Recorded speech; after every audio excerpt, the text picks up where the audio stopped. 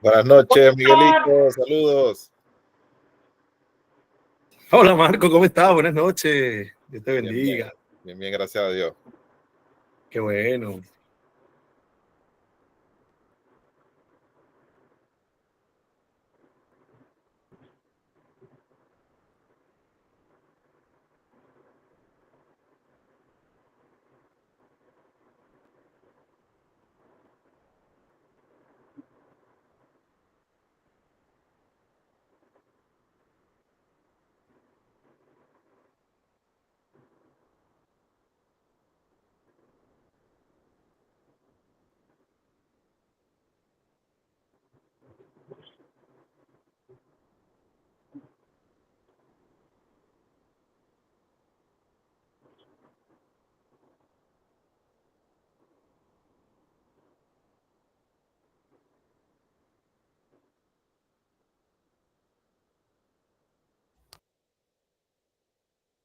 Hola, ¿qué tal? Buenas noches. ¿Cómo estás, Miguel? Querido Julio, buenas noches. Noches. ¿Qué tal? ¿Qué tal? ¿Cómo Hola, están? buenas noches, Dios les bendiga. Amén. Amén. Buenas noches. Buenas noches.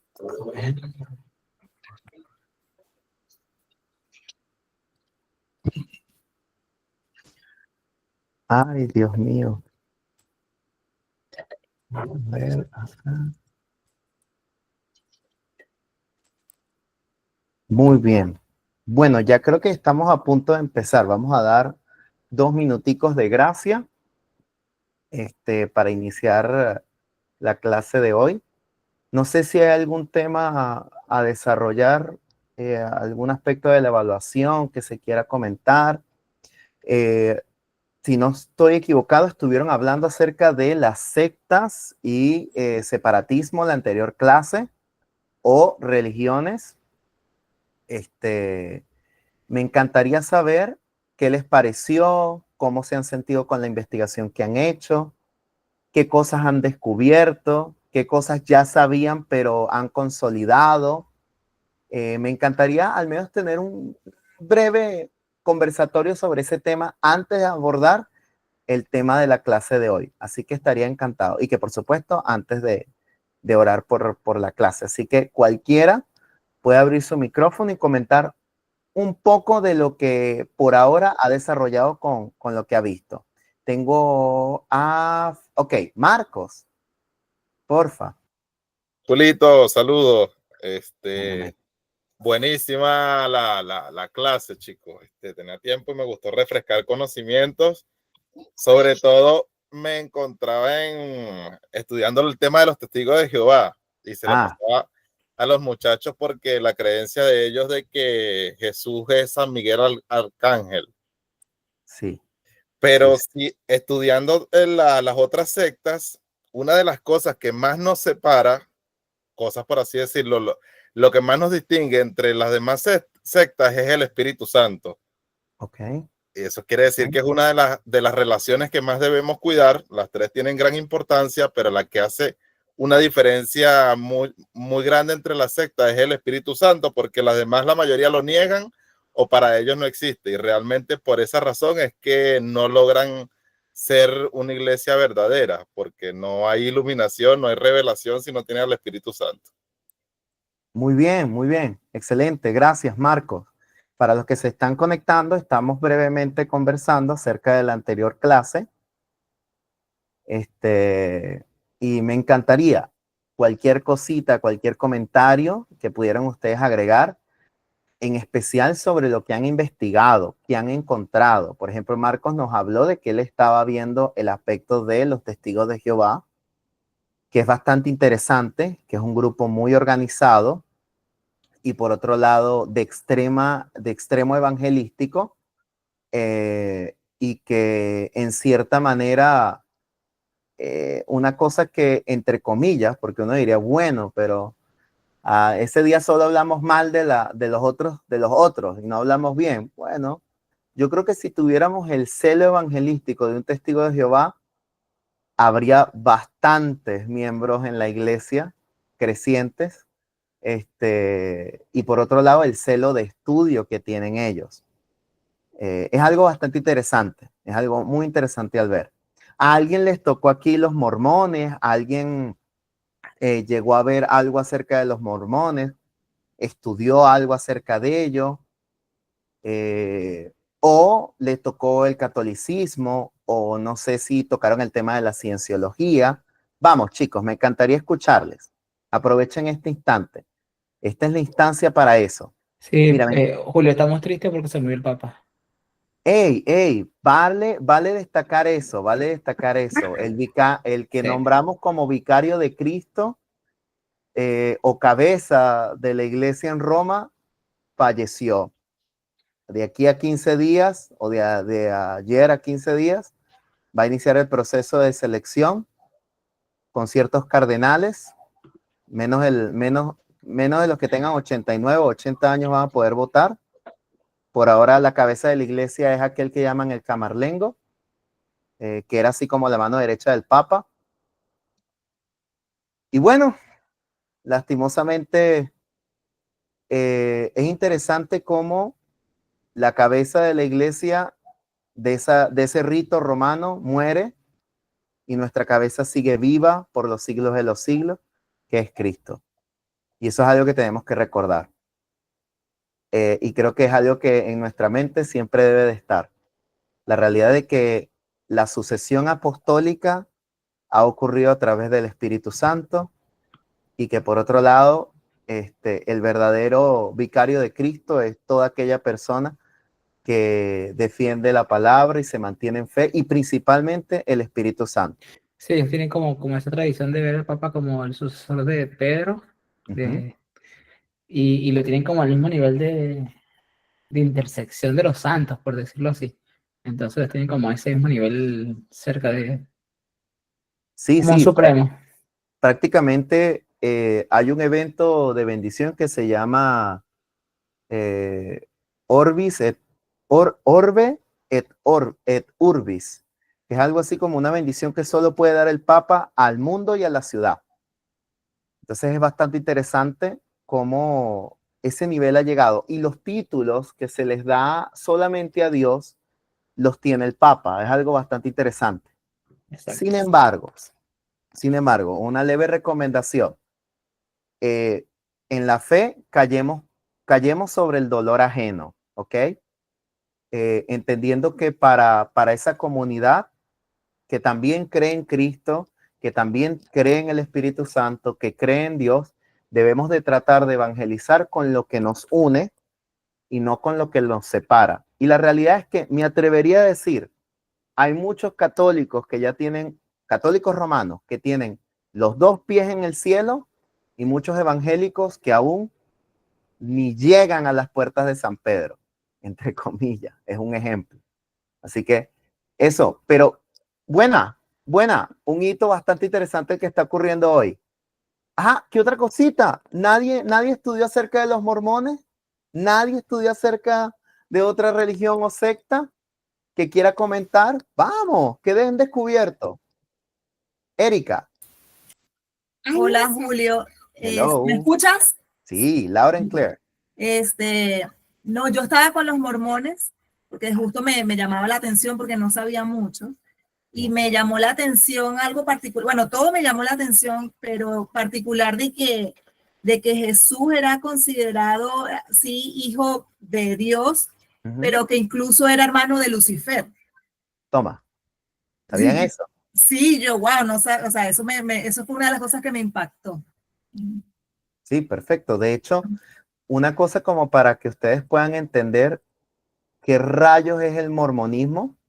Yo recuerdo que sin querer yo, en vez de decir mormón, decía morbosos, pero en cierta manera el mormonismo es una cosa bastante rara, y que al contar la historia parece chiste, pero su historia es muy estrambótica, Anastasia, porque la realidad es que el mormonismo, véanlo como un diccionario que tiene las mismas palabras que tú y yo, pero con significados diferentes. ellos tienen una idea de eternidad, pero no es la misma eternidad que tenemos tú y yo. Nuestra eternidad es con el Padre. Su eternidad es ellos volviéndose Dios y creando universos parecidos a este. Es una broma súper loca. Ellos creen en el matrimonio. Hoy por hoy también hay un grupo sectario dentro de los mormones o de los santos de los últimos días que cree en la poligamia y otro grupo que no. Este grupo que cree en la poligamia también cree en casarse con menores, ¿ok? Y es algo bastante loco, pero que por otro lado, cuando tú conoces la historia de su fundador, es una broma súper loquísima. Es la cosa más aberrante que existe en esta vida. Solo con decirte que a Joseph Smith lo descubren estando en un acto lascivo con otra mujer de otra persona. Él dice, no, calma. Yo soy el profeta y Dios me dijo a mí que para poblar la tierra de manera correcta, yo debo de tener diferentes esposas y que de esta manera yo podía tener las posibilidades de alcanzar un mayor nivel. Entonces hay bastantes niveles dentro del mormonismo en relación a qué es lo que te vas a convertir tú cuando te mueras. Y de hecho su obsesión por recabar genealogías es algo bastante interesante. Ellos tienen ese aspecto de orar por los muertos. Es algo muy loco, pero que repito, el mormonismo engancha demasiado por lo organizado que están, por las fuentes de ingreso que tienen y que Tennessee, que es un estado, no, perdón, Utah, que es un estado inmenso. Imagínate que el 70 o 80% de la población es mormona, es una cultura mormona. Es algo impresionante. Y que luego tú vas descubriendo que probablemente tengas en Instagram agregada personas con devocionales mormones y no te has dado cuenta. Te lo puedo asegurar. Así que siempre es bueno echar un vistazo y recordar, hablan nuestro mismo idioma o utilizan las mismas palabras, pero con significados totalmente diferentes. Bueno, yo creo que con ese aspecto podemos culminar ahí. Espero que puedan seguir investigando, puedan seguir desarrollando, entiendan que en cierta manera hay algo que sí deben de mantener en cuenta con respecto a religiones, sectas o grupos separatistas o dentro de nuestra propia fe, denominaciones. El único camino para llegar al Padre es Cristo. El único que intercede ante el Padre por nosotros es Cristo. Lo demás es sistemas, modelos, formas. Hay dentro de las denominaciones cristianas donde se conoce alta liturgia y baja liturgia. Independientemente, si Cristo no mora en ti por medio del Espíritu Santo, puede ser el evangélico con 10,000 ayunos, con excelentes dones de homilética, de oración, todo lo que tú quieras. Pero eres lastimosamente un ser apartado. Recuerda eso. Solo Cristo es el único camino. No confíes en sistemas, no confíes en formas, confía en Cristo. ¿Ok? Pero también confía en la mejor palabra profética que tenemos, que es la Biblia. Así que atentos, porque hoy vamos a hablar acerca de eso. ¿Ok? Pero también está en un buen lugar, así que chévere, ¿ok?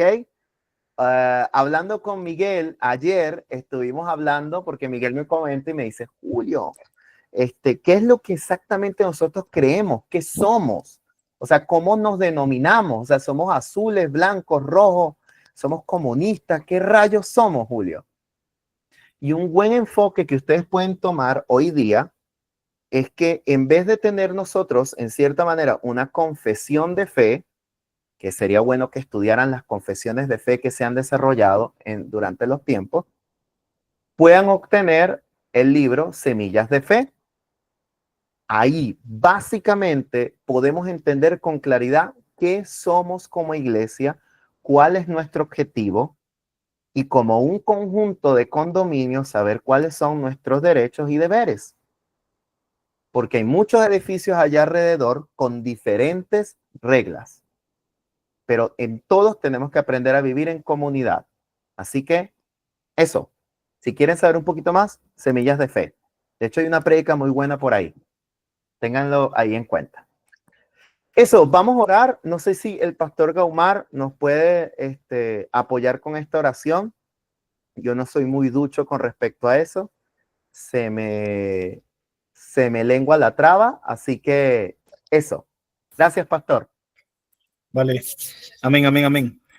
Padre, en tu nombre, Señor Jesús, colocamos este tiempo que para nosotros es valioso, Señor, especial. Sabemos que tú tienes una palabra ya preparada, que eres tu Señor, usándonos como instrumento.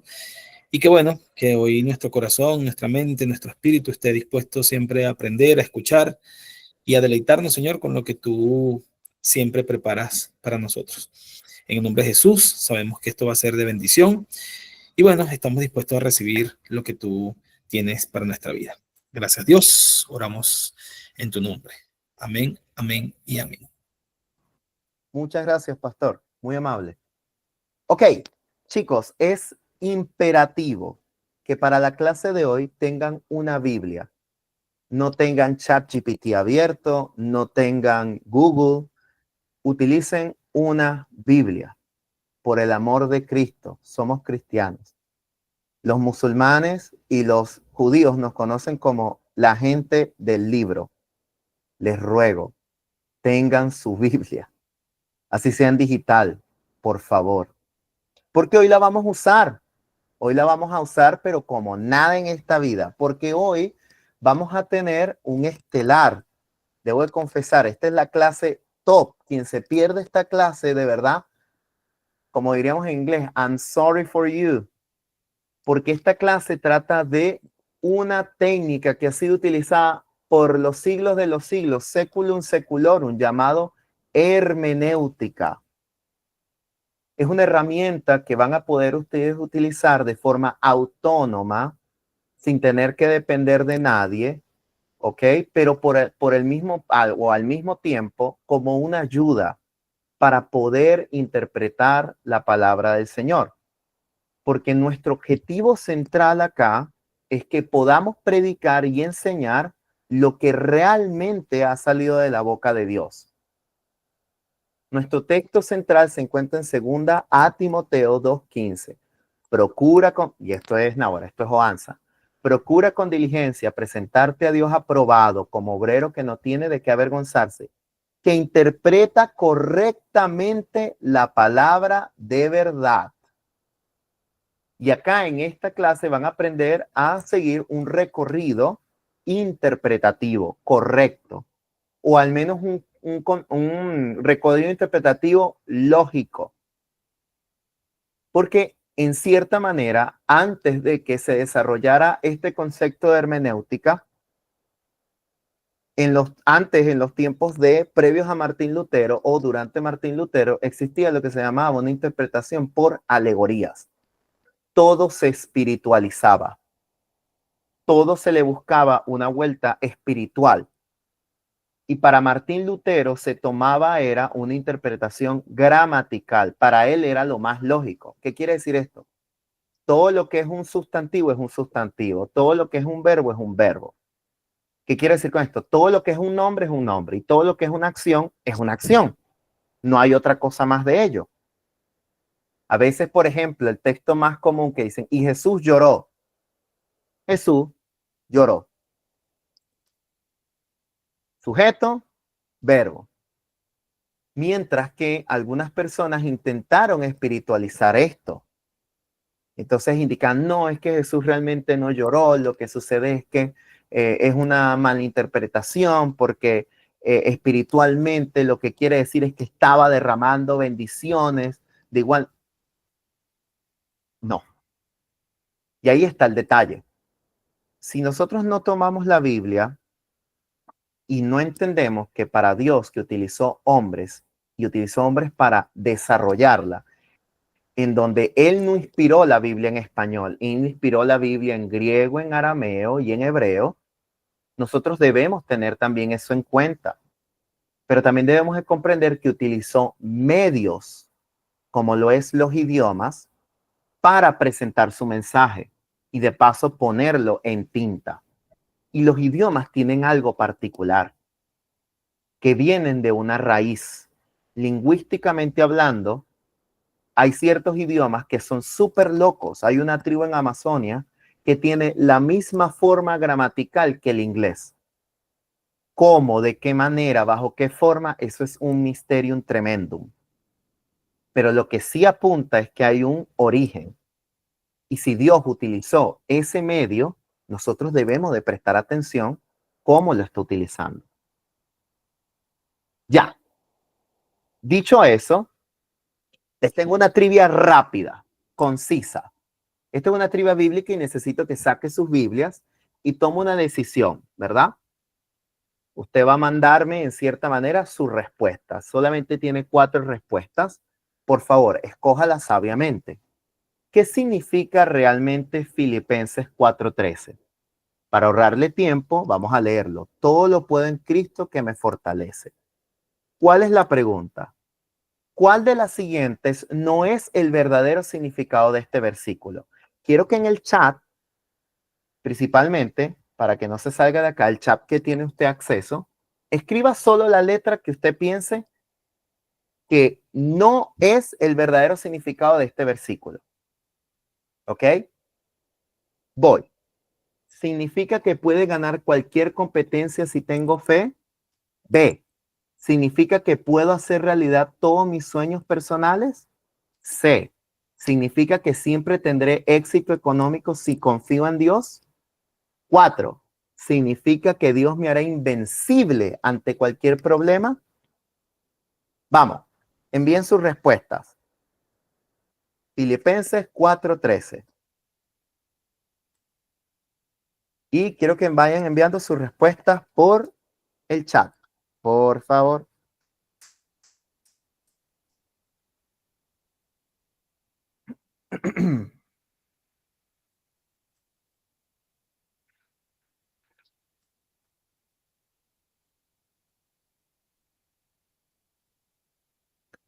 Ok, no todos a la vez. Gaumar, tú también tienes que enviar tu respuesta, no te hagas loco.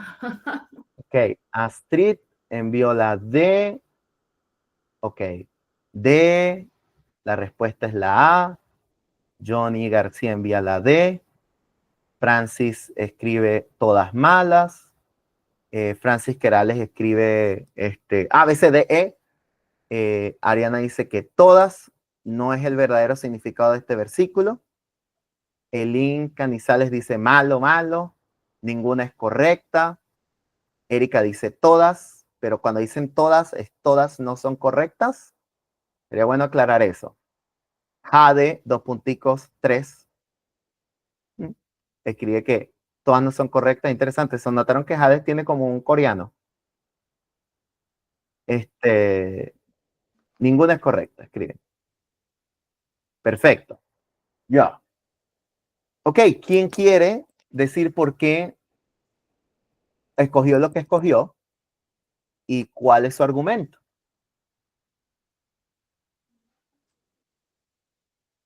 Ariana.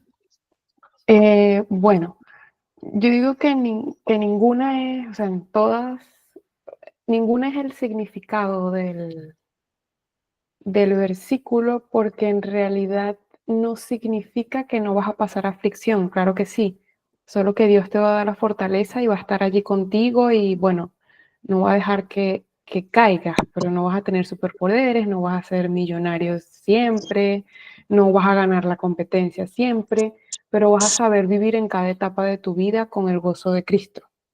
Ok, perfecto. Bien, bien, gracias Ariana. ¿Quién más desea comentar por qué escogió lo que escogió? Dios mío, me abruman. Stop, deténganse. Bueno, ya me dijo mi esposa que el sarcasmo no es de Dios, disculpen, pero es primo de la ira. Vamos, chicos, porque, ajá, Ya, yo, tiran la voy piedra, yo. escondan la mano. Dale. Yo elegí la D porque de todas es la que menos, o sea, como que la que menos se acerca a lo que quiere decir el versículo, porque como bien lo dijo Ariana, todo lo puedo en Cristo, que me fortalece, puedo pasar por dificultades, pero estoy con Cristo y voy a pasar, en algún momento voy a superarlo, puedo pasar por dificultad económica y si estoy en Cristo, sé que en algún momento voy a salir, pero la que yo elegí que por descarte, que significa que Dios me era invencible ante cualquier problema, es mentira. Es la que menos se asemeja, o sea, de acuerdo a las cuatro, la que menos se asemeja a lo que quiere decir el versículo.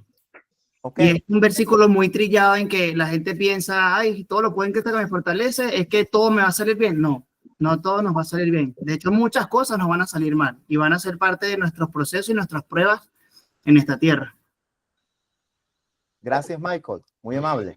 Y también, o sea, para agregar un Pero- poco a lo que se ha Tony. dicho, creo que esta frase está basada en lo que Pablo escribía, creo que fue que Pablo que lo escribió, perdón si estoy incorrecto, pero es basado que no todo se basa en nuestras fuerzas humanas, sino que todo viene por la fuerza de Dios, y también basado en lo que Pablo estaba viviendo, que él decía que no era él quien lo podía, sino era Dios a través de, o sea, el Espíritu Santo, Dios a través de él, que lograba pasar por todo lo que estaba pasando. Entonces, basado un poco en esto, no es enfocado en nuestra fuerza, no es enfocado en que nosotros humanamente tenemos como lograr algo, sino que es Dios a través de nosotros el que hace que las cosas sucedan, y que si va a ser para nosotros algo, es a través de Él, no somos nosotros. Muy bien. Gracias, Tony. ¿Alguien más quería comentar o argumentar? Francis o Marcos. Mira, bien la respuesta de los muchachos en cuanto a los argumentos. Esto me hace recordar una de las clases que dio Alejandro. Él justo enseñaba a hablar lo que era el contexto. Y acá Pablo está hablándole a los filipenses, dándole gracias. Y a mí este versículo me gusta mucho porque Pablo más bien está hablando de que él ha aprendido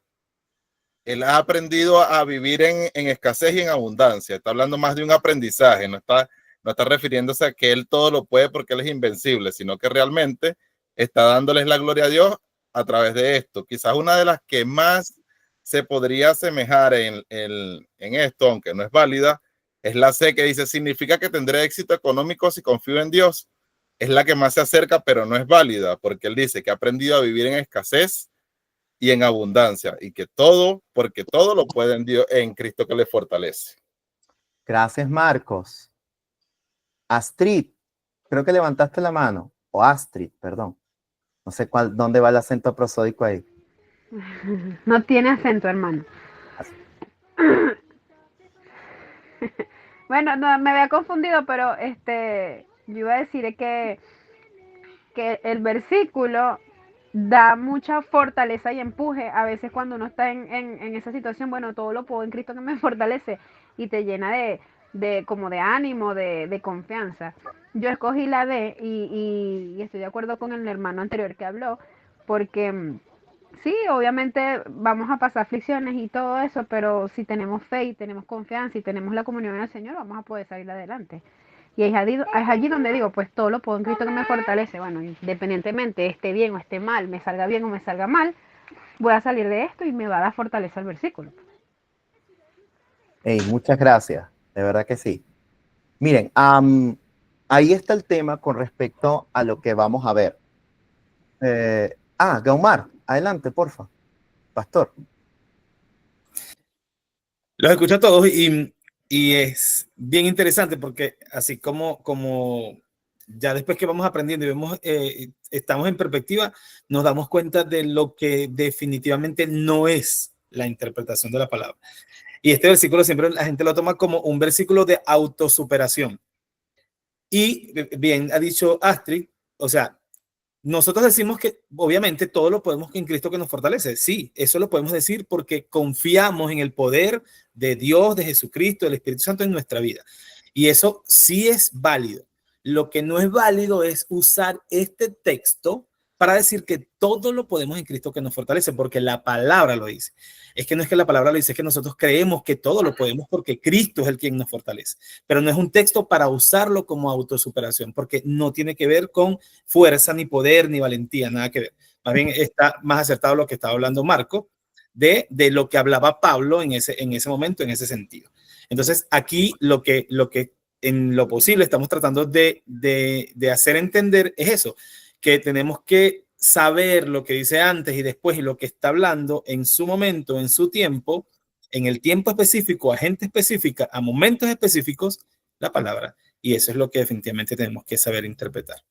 Pero bueno, Astrid, en todo caso, está acertado que podemos decir, epa, sí, yo sí creo que todo lo puedo en Cristo que me fortalece, pero no porque este versículo me lo diga, es porque yo creo en el poder del Señor que está conmigo y que fortalece mi vida en todo momento. Gracias, pastor. Piense algo interesante sobre este tema. Filipenses 4:13 lo tiene tatuado un luchador de UFC. Y es interesante porque él sale con este eslogan y por supuesto todo el mundo que lo encuentra dice, todo lo puedo en Cristo que me fortalece. Básicamente, o sea, Cristo me va a fortalecer en ese momento de competencia porque esto lo dice la palabra. Pero lo mismo dicen, por ejemplo. ¿Cómo estás, Mari? Buenas noches. Buenas noches, Mari. Dios te bendiga. Buenas noches. Buenas noches. Gracias por venir, vale. Concha, tenemos invitados especiales, Mari. Dios los bendiga por allá. La iglesia expandiéndose. Eso. Bien. Ahí voy.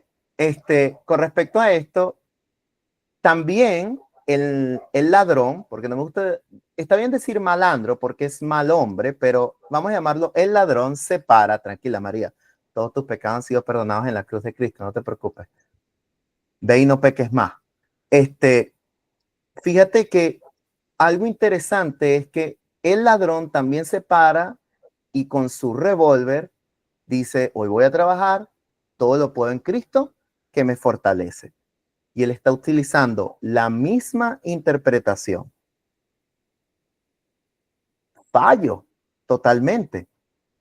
Entonces, cuando nosotros vamos a ver lo que es la hermenéutica no es una herramienta para nosotros sentirnos superiores porque, entre comillas, creemos que interpretamos la palabra correctamente. No. O sea, más bien, con mayor terror necesitamos entender que la hermenéutica es una herramienta que ahora nos va a indicar quizás lo errado que estábamos nosotros y cómo la palabra nos va a revelar en un momento y decir, wow, estaba totalmente equivocado. Por 1500 años, la fe católica estaba predicando un evangelio basado en obras.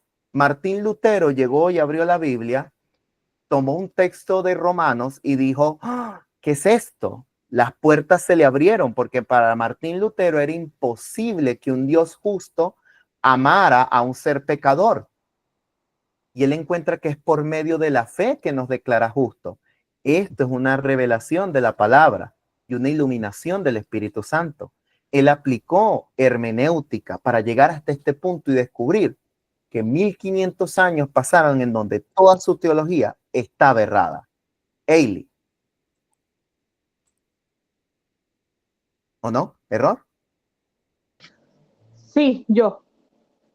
Gracias por llegar hasta allí exactamente, porque eso fue una de las cosas que dentro de lo que estaba investigando cuando estábamos haciendo lo de la tarea de la clase número 1, me llamó mucho la atención, porque escuché una prédica que decía, una prédica no era como un post, que decía que Martín Lutero era la persona que había sacado los libros de ¿qué? ¿De qué? Extra deuterocanónicos. Exacto. Era el que había sacado esos libros de contexto, o sea, que los sacó como para que la iglesia cristiana no tomara en consideración esos libros porque tenía una mala interpretación. Entonces, de ahí a mí me causa como confusión porque también estaba leyendo sobre los mormones y dicen que una de las cosas que hizo que que eso fuera parte de una secta era que una persona había dicho que había tenido una revelación y bla, bla, bla. Entonces, ¿por qué no tomamos lo de los mormones como una revelación y sí como Martín Lutero, que sí, que tuvo una revelación? O sea, ahí tengo como La duda, no, mira, duda. hay un gran estrecho entre los mormones y Martín Lutero. Martín Lutero no tiene una nueva revelación. La palabra es iluminación. El Espíritu Santo le mostró por medio del libro de Romanos, del canon normal de la Biblia, que el proceso para ser salvo era por medio de la fe. Eso era lo único. Los mormones tienen una revelación aparte. De hecho, su texto se llama Otro Evangelio de Jesucristo. Literal. Tenemos la Biblia en contra con respecto a esa revelación según Gálatas, porque Pablo nos dice y nos exhorta muy fielmente, así sea por medio de un ángel o por medio de carta de nosotros que le prediquemos un evangelio diferente, se ha declarado anatema. Ahí cortamos cualquier tela. Los textos deuterocanónicos son textos que tanto la Iglesia Católica como nosotros los protestantes no tomamos como una parte de doctrina. Para ellos está dentro de su Biblia, pero ellos resaltan no tomarlos como parte de doctrina de fe, sino como libros históricos. Eso por un punto. Sin embargo, nosotros tomamos un punto de referencia como Martín Lutero, pero antes de Martín Lutero ya habían otros creando reformas, que las reformas eran maneras en las cuales se iba cambiando la fe. ¿En qué sentido? Antes la Biblia estaba escrita en latín. Nadie hablaba latín excepto por las personas que tenían posibilidades económicas, que eran muy pocas. William Tyndale, un británico, llega y dice, yo voy a traducir la Biblia en latín, en inglés, en el idioma de las personas, y fue quemado en la hoguera. John Huss, otro reformador previo a Martín Lutero, también tomó esa decisión, y luego vino Martín Lutero y toma otra decisión, pero la decisión de las 95 tesis de Martín Lutero era entrar en un diálogo con la iglesia que estaba en ese instante para hacer cambios y reformas. ¿Tú sabes cuándo la iglesia pudo cambiar totalmente? Fue en el siglo XX, mediados del siglo XX, que se hizo Vaticano II. Uno de los papas llamó al Vaticano II y en ese, apenas en el 1900 tanto, se toma una decisión de que las misas sean ahora en el idioma de donde se encuentran, pero antes las misas eran en latín, totalmente. Es un ejemplo. Nosotros no creemos en la revelación dada por Martín Lutero, no. Hay una serie de grupos de hombres que han formado o han dado reformas y han incluido interpretaciones, pero que todas son base al uso de la hermenéutica. No son en pro a un sistema religioso como lo es los testigos de Jehová. Los testigos de Jehová tienen demasiados textos en contra acerca de la deidad de Cristo, pero su enfoque religioso o su corte teológica se los impide declarar y decir, bueno, si es verdad, Cristo es Dios. Preferimos decir que es un ángel. Por eso es que nosotros decimos que tienen la Biblia en contra. Entonces, la idea de hoy es que ustedes puedan utilizar esta herramienta para su propia edificación, pero también, como dice Eileen, para aclarar dudas. Cuando nosotros leemos Filipenses 4:13 y vamos al contexto inmediato, que son versículos antes o versículos después, encontramos lo que dice Marcos, lo que comentaron muchos de nuestros hermanos, que Filipenses 4:3 no es un banner que nos dice todo lo puedo hacer. Casi es más parecido a todo lo puedo soportar en Cristo. Y la idea es que más aún el principio es el contentamiento. Y la palabra contentamiento no quiere decir ser feliz, sino estar en un estado diferente a pesar de las condiciones. Y volvemos a utilizar una herramienta hermenéutica como lo es conocer el contexto de Pablo en este instante. Pablo no solo estaba predicando a los filipenses, él estaba en la cárcel.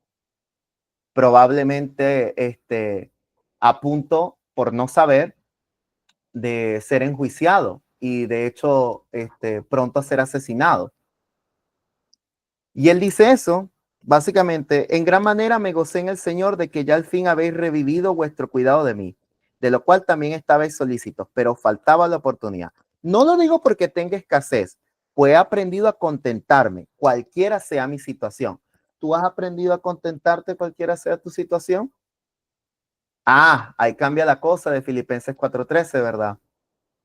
Ya no es el malandro que sale con el arma, ya no es el boxeador que se va a caer a piñas con otra persona, es otra cosa muy diferente. Es el que está ahí en una cama con un cáncer terminal y que aún tiene tiempo para hablar y estar feliz. Es aquel que no tiene para llegar a fin de mes, pero que tú lo ves con una paz y una tranquilidad. Un asunto que es casi fuera de este mundo. Este es un verdadero interpretación del texto de Filipenses a la luz de lo que se encuentra en la Biblia. Charles Spurgeon decía que la Biblia es como un león encarcelado en un circo. Hay que abrirla y dejar que ella se defienda sola. Ok, la palabra hermenéutica, ¿verdad? O el término hermenéutico viene del griego hermeneo, que significa interpretar. Es la ciencia que ayuda entre la comunicación de la Biblia y los eventos actuales. Porque lo que ocurrió dentro de la Biblia tuvo un sitio, un lugar y un contexto histórico específico.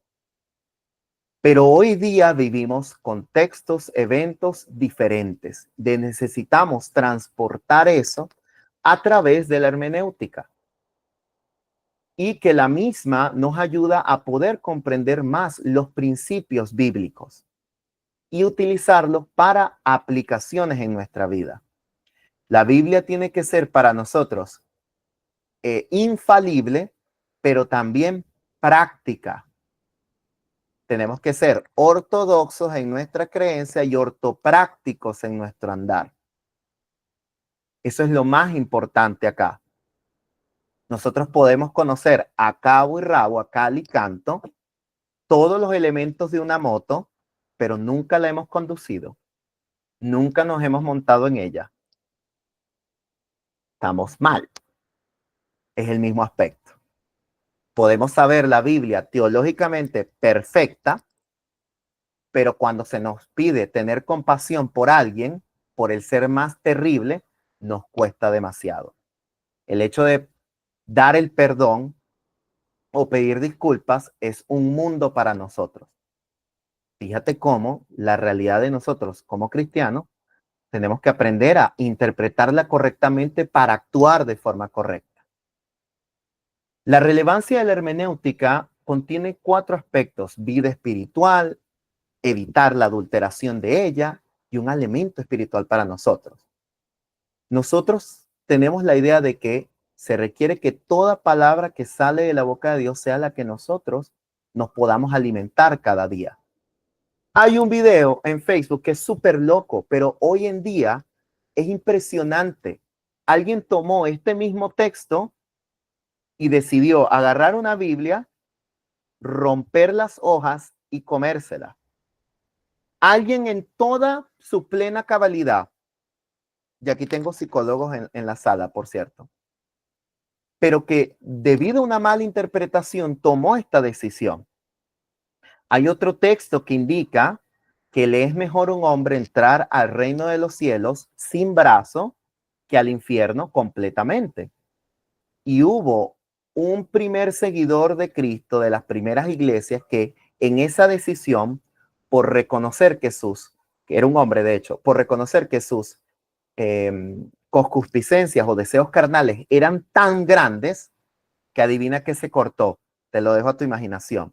Y luego se arrepintió y dijo, malinterpreté mal la palabra. Ese es un detalle terrible. Ese es un detalle que, nos llama a tener mucho cuidado.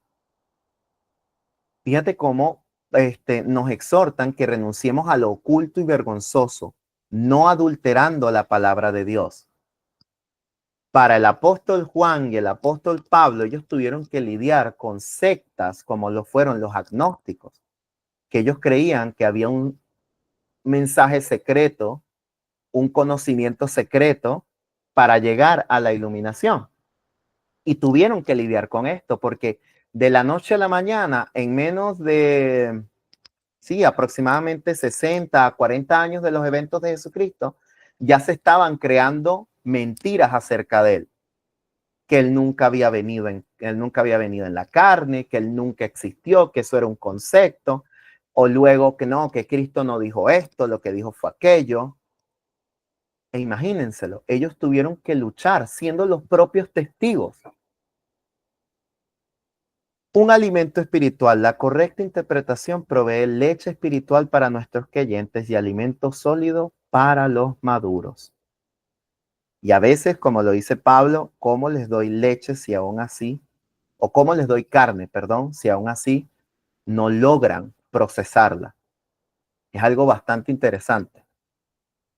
Entonces, vamos a ver lo que es un recorrido interpretativo de este tema. Y lo que vamos a entender es un método confiable, que ustedes lo van a ver en su material como con una serie de pasos. Hoy vamos a ver el primer paso que se llama hallar lo que es verdad o hallar la verdad. Vamos a ver lo básico de nuestro idioma y por ende también lo básico que debemos de entender acerca de la palabra de Dios. El segundo paso se llama comprender la verdad en el contexto histórico.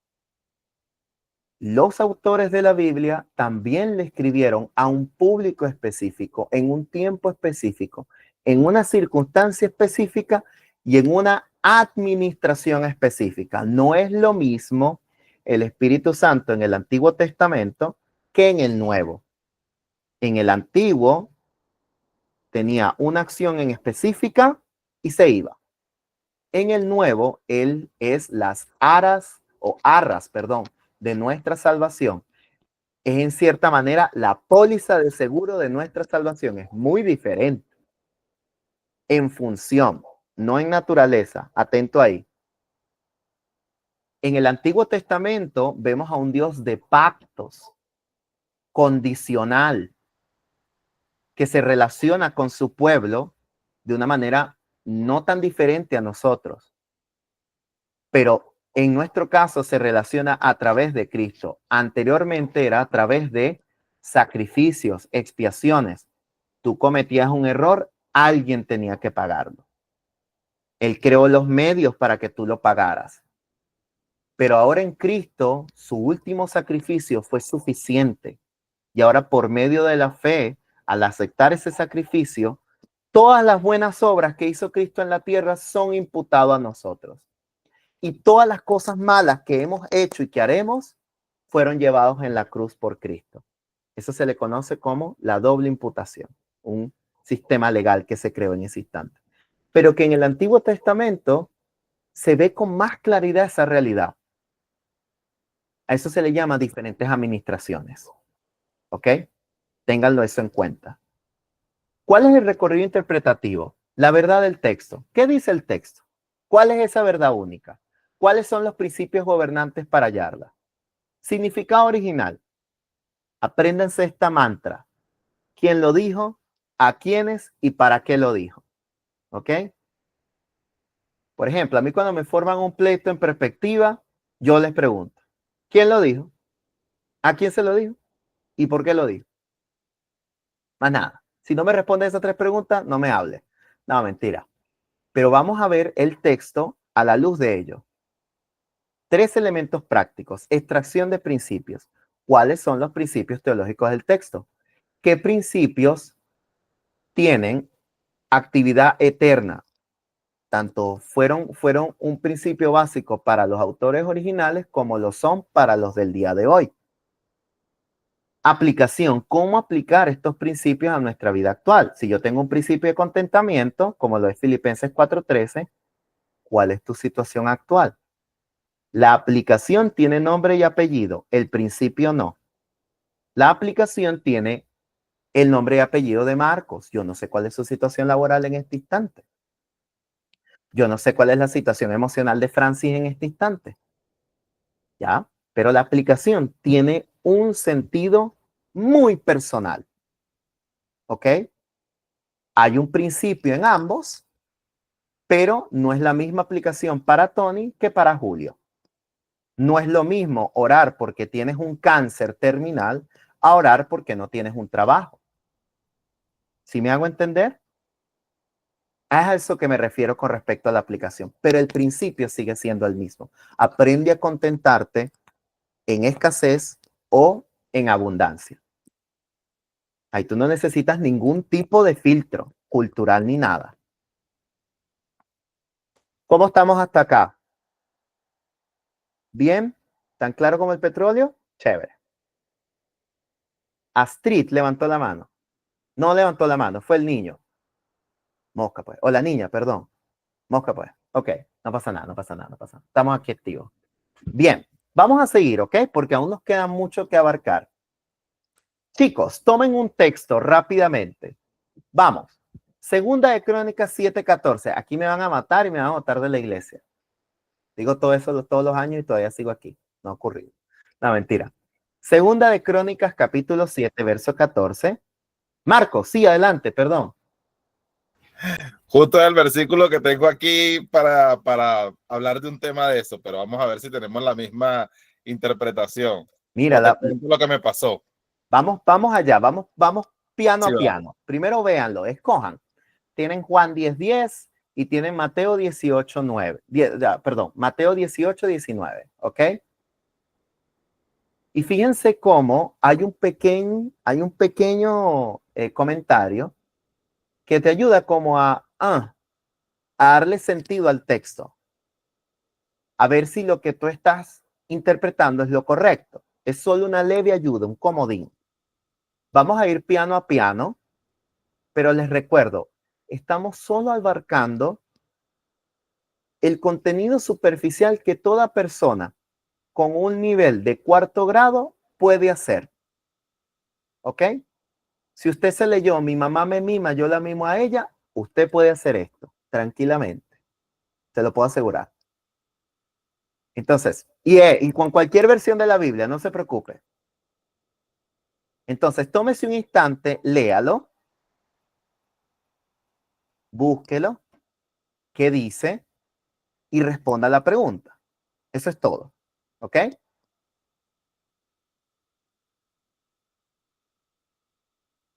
Entonces, a la luz de eso, ¿verdad? Mientras usted lo va haciendo,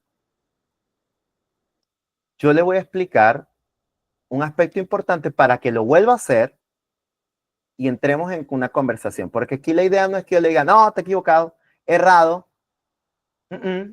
Está depositando su contenido líquido fuera del envase equivocado. No, no quiero decirle eso. Entonces, vamos. Tenemos un contexto inmediato, un contexto mediato y un contexto remoto. Cuando usted se encuentra con un texto, lo primero que debe hacer es esto. Ok, este es el texto que me están pidiendo estudiar. Mi contexto inmediato son los versículos anteriores y posteriores al texto. Ajá, ¿qué dice? Ok, ¿quién es el personaje? Ya, ahí me estoy un poquito colocando en el contexto como tal. No me aclaró el contexto inmediato. Me voy al contexto mediato. Otros capítulos del mismo libro. Ah, perfecto. Ah, mira, el libro está enmarcado de esta manera. Pero bueno, el contexto inmediato no me ayudó mucho. Me voy al contexto remoto. Otros libros relacionados con el texto. Y así sucesivamente. Hay un término que nosotros decimos que un texto fuera de su contexto es un pretexto. Téngalo siempre en cuenta. Y el mayor error que podemos hacer cuando leemos un texto es agarrarlo y va. Esto es, listo, en vez de pasar por un proceso de estudio. Julio, hay en esa pirámide que mostraste, la última, Voy, ¿cómo perdón. relacionar el libro que estás leyendo con otros libros? Sí, Otros por textos. Por ejemplo, No, o sea, ¿cómo es la mejor práctica de hacerlo? Porque quizás al principio, fuera de contexto, sin haber leído, no sé, para muchos, tanta cantidad de texto bíblico, creo que va a ser súper difícil. sí, mira, hoy por hoy, por ejemplo, mi Biblia es así, simple y llana. ¿Ok? No voy a decir un término, pero está más rayada que cualquier otro personaje. Pero está bien rayadita. Y esta no tiene referencias. Hay algunas Biblias que tienen referencias cruzadas. Por ejemplo, acá son referencias o versículos cruzados donde te dice, este texto apunta a otro libro. Pero ahí está el detalle, Tony. Una de las mejores herramientas que usted puede utilizar, ya que tiene esa habilidad, es YouVersion. YouVersion tiene opciones de colocar la Biblia en comparación. Esa puede ser una muy buena opción. Pero también entender a grosso modo el santo consejo de Dios. Decir, este libro es del Antiguo Testamento.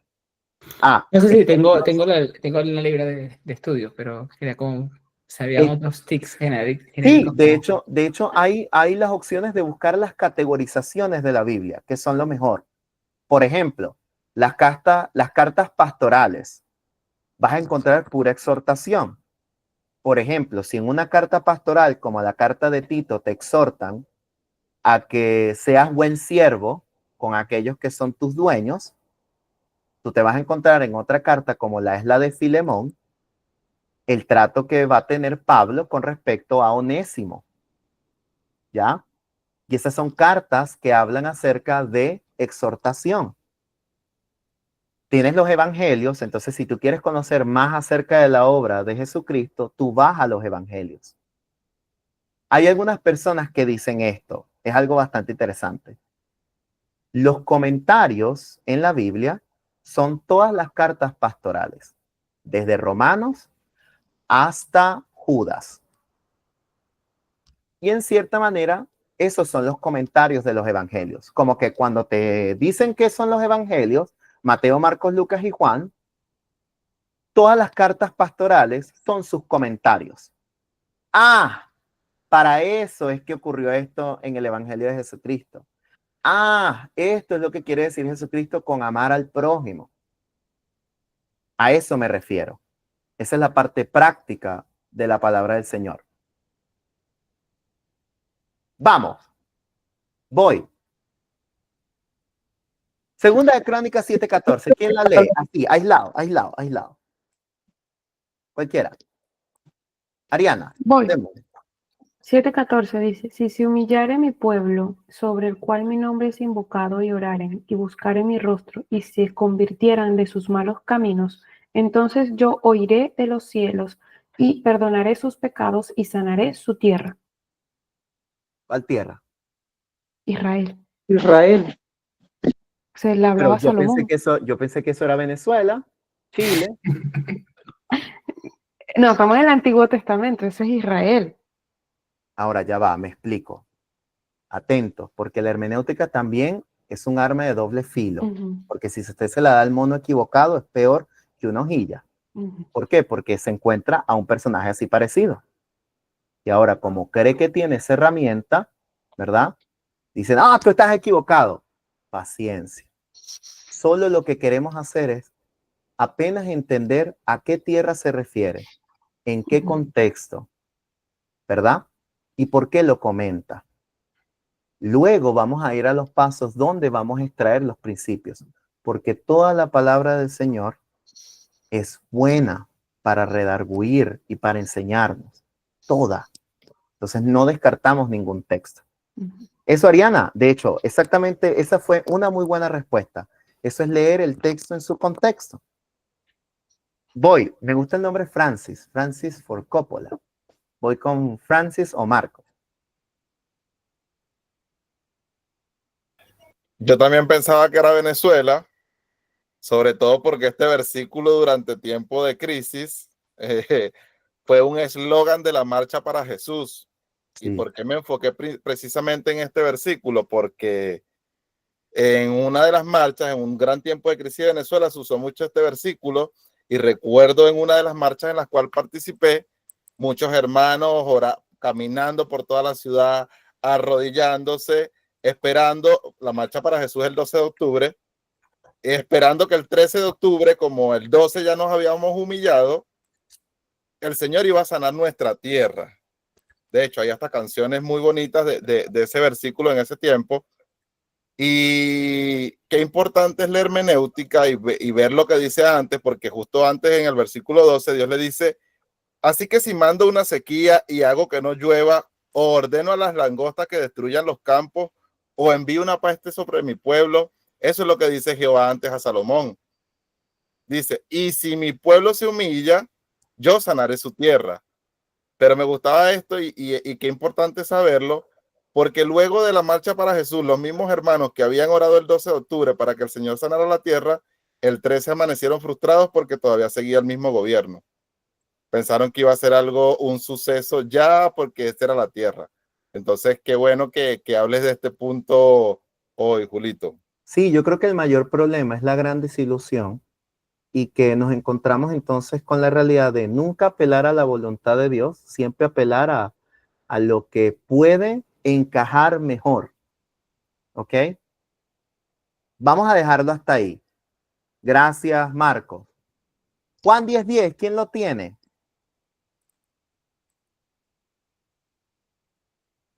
Ojo, ojo, Ahí lo no leo. estoy diciendo que usted va a llegar y va a pasar con un corrector y le va a pasar un marcador rojo a este versículo. No lo puedo utilizar. Ya va. Paciencia. Este proceso es así.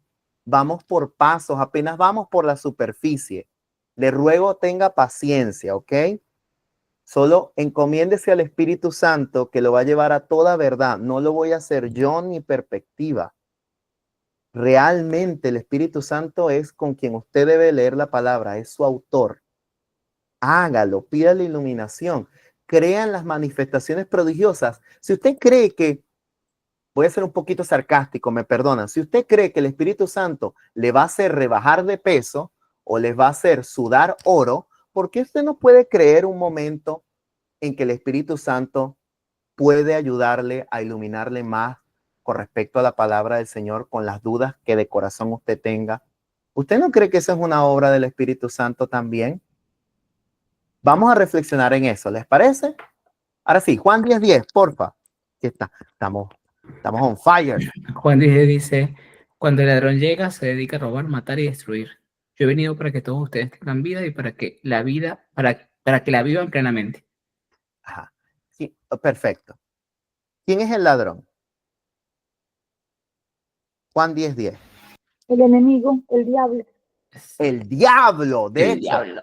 La inteligencia artificial, lo primero que dijo fue el diablo. Ahí está, miren. ¿Verdad? Ajá, ¿qué opina Francis o Marcos? Bueno, utilizando la técnica y leyendo más arriba, Jesús dice que todo el que vino antes de mí, yo puedo pensar que habla de falsos profetas, de personas que predicaron algo que no era y que las personas no lo escucharon. Perfecto.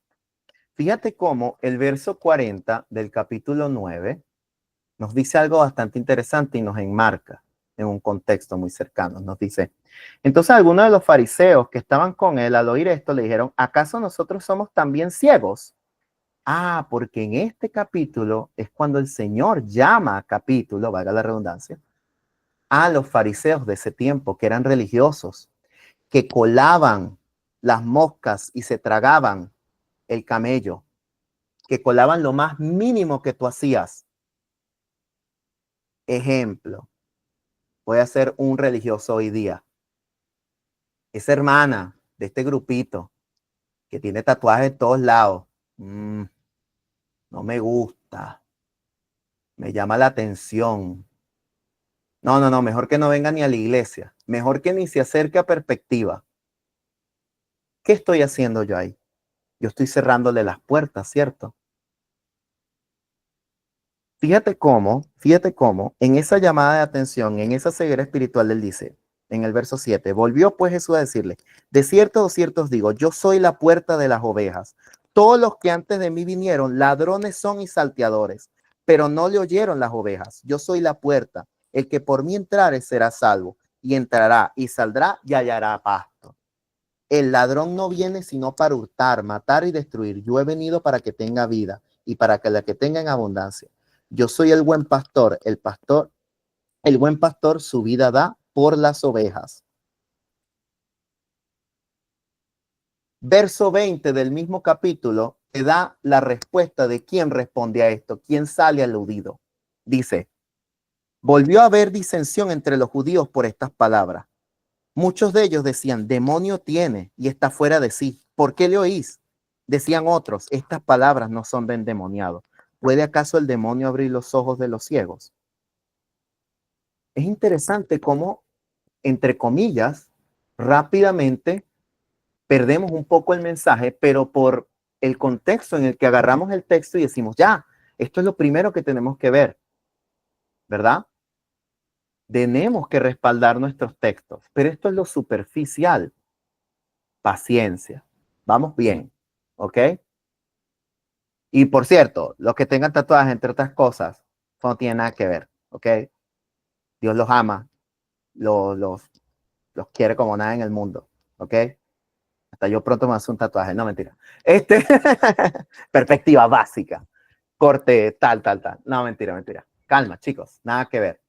Pero una persona así le cerró las puertas a Mahatma Gandhi, ya que Mahatma Gandhi se acercó a una iglesia misionera en ese tiempo, y él dijo que él se salió no por el Cristo que predicaban, sino por aquellos que predicaban de Cristo. Y ese es nuestro mayor error. Ese es lo que más me perturba a veces cuando yo me encuentro con algo que yo creo no va alineado. Y lo que estoy es colando las moscas y tragándome el camello. Mateo 18, 19. Este me gusta mucho. Vamos a leerlo, ¿sí? ¿Quién lo tiene?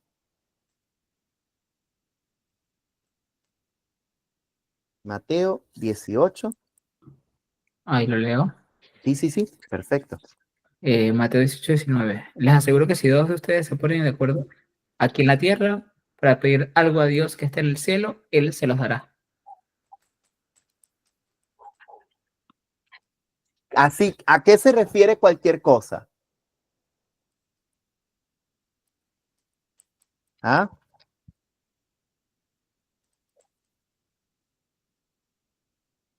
Cualquier cosa, señores.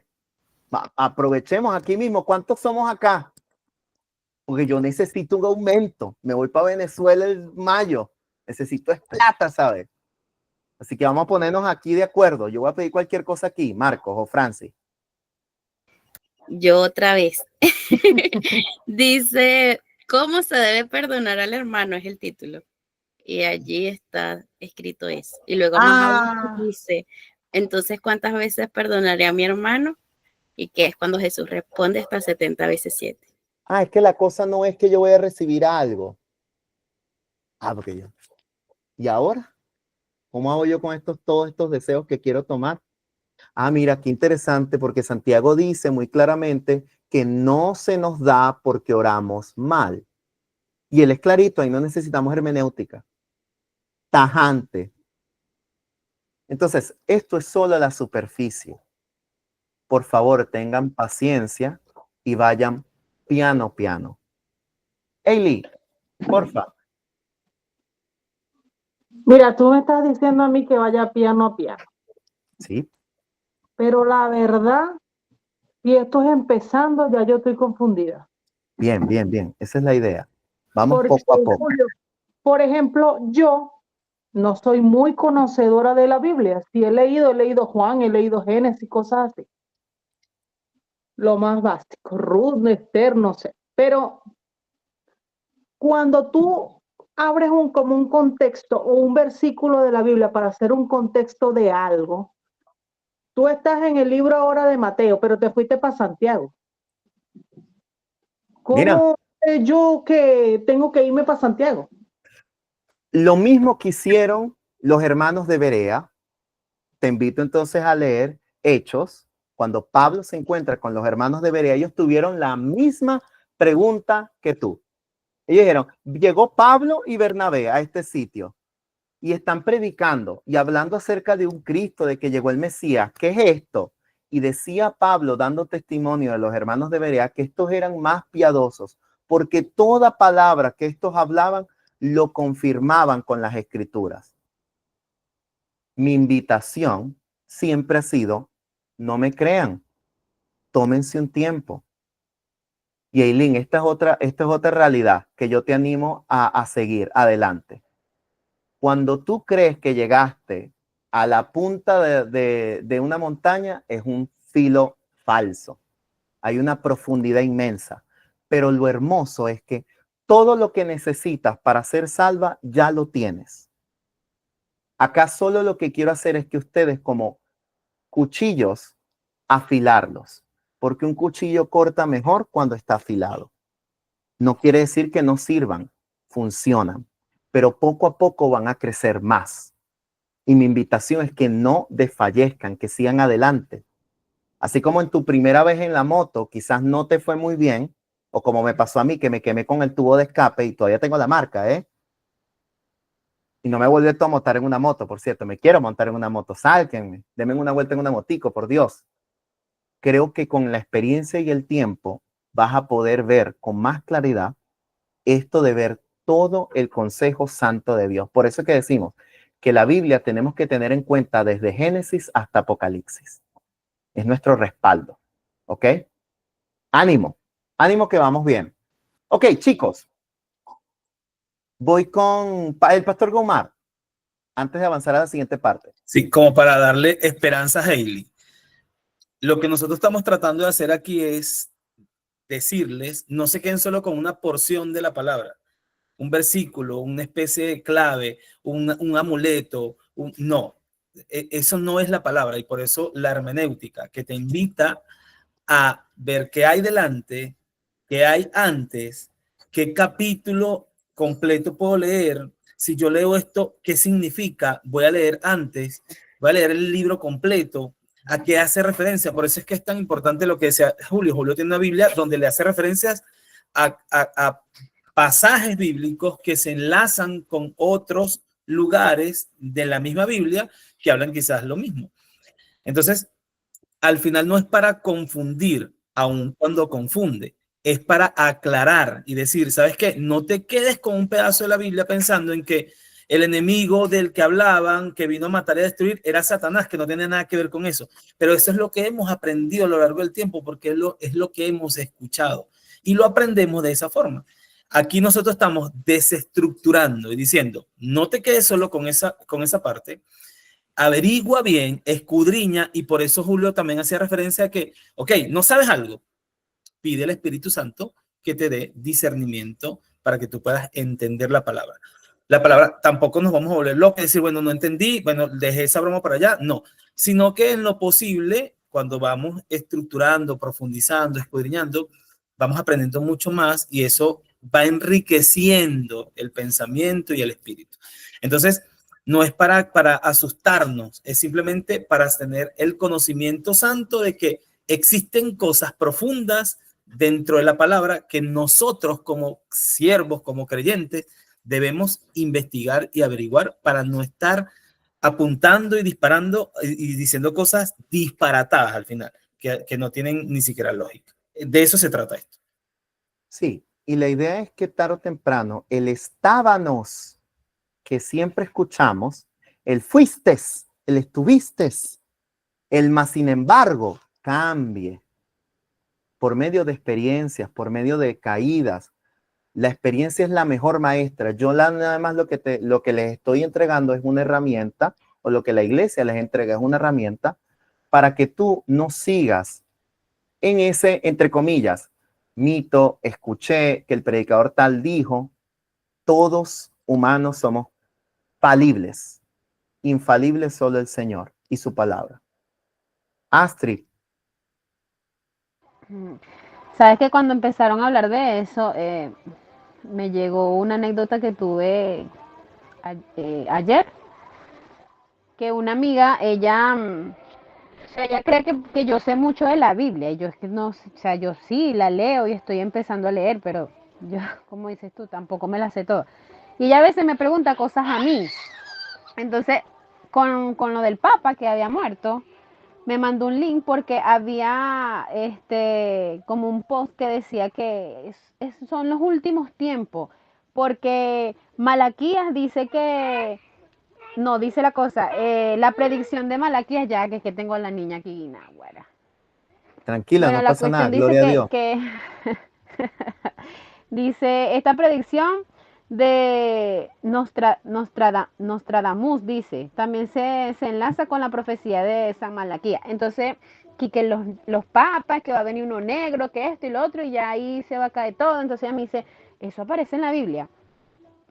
Y yo, para no responderle cualquier otra cosa, yo me voy a Malaquía a ver qué pasó. Y yo le digo, chava, mira, Malaquía solamente tiene cuatro capítulos, es chiquitico, es cortico. Léela y después la conversamos, porque yo venía en la micro, o sea, yo no le podía dar una respuesta certera porque yo venía en la micro y la medio ojeé. Y dice claramente, habla vamos a decir que de los papas, de las cosas así, pero habla también de los levitas. Entonces tú tienes que también tener el contexto de quiénes son los levitas. Y eso te aparece en el Antiguo Testamento, cuando el Señor también le dejó algunas partes que sí, como cuando difundió las cosas hacia los levitas, hacia los otros, y esto y esto. Entonces, yo le dije, tiene sus trasfondos. Y fíjate, la pregunta de la muchacha dice, estabas en Mateo y pasaste a Juan. Entonces, Malaquías habla de los papas, de los levitas, y los levitas está también en como para allá por Samuel, creo, no, mentira, por el Antiguo Testamento está.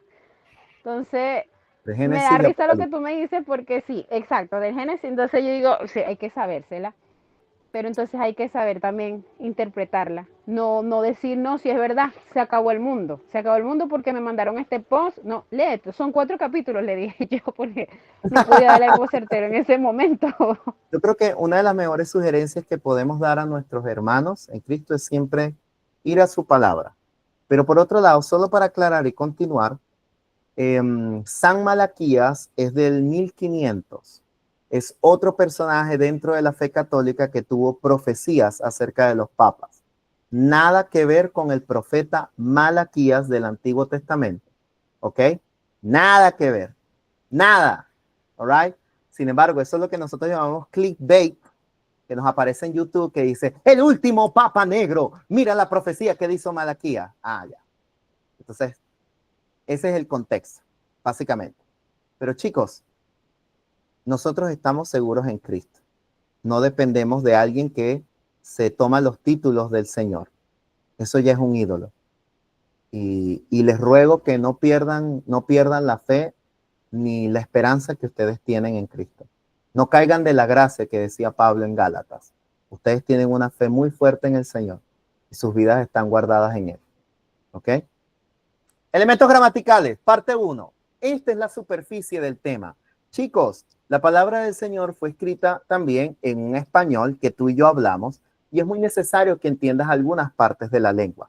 Yo voy a tratar de ser lo más conciso posible para poder ayudarles sobre este tema, ya que van a tener una actividad donde solo deben resaltar, pero ahí me corrigen Pastor y Miguel, yo recuerdo la actividad sí, pero puede que esté equivocado, pero ahí con los chicos van a desarrollarla mejor.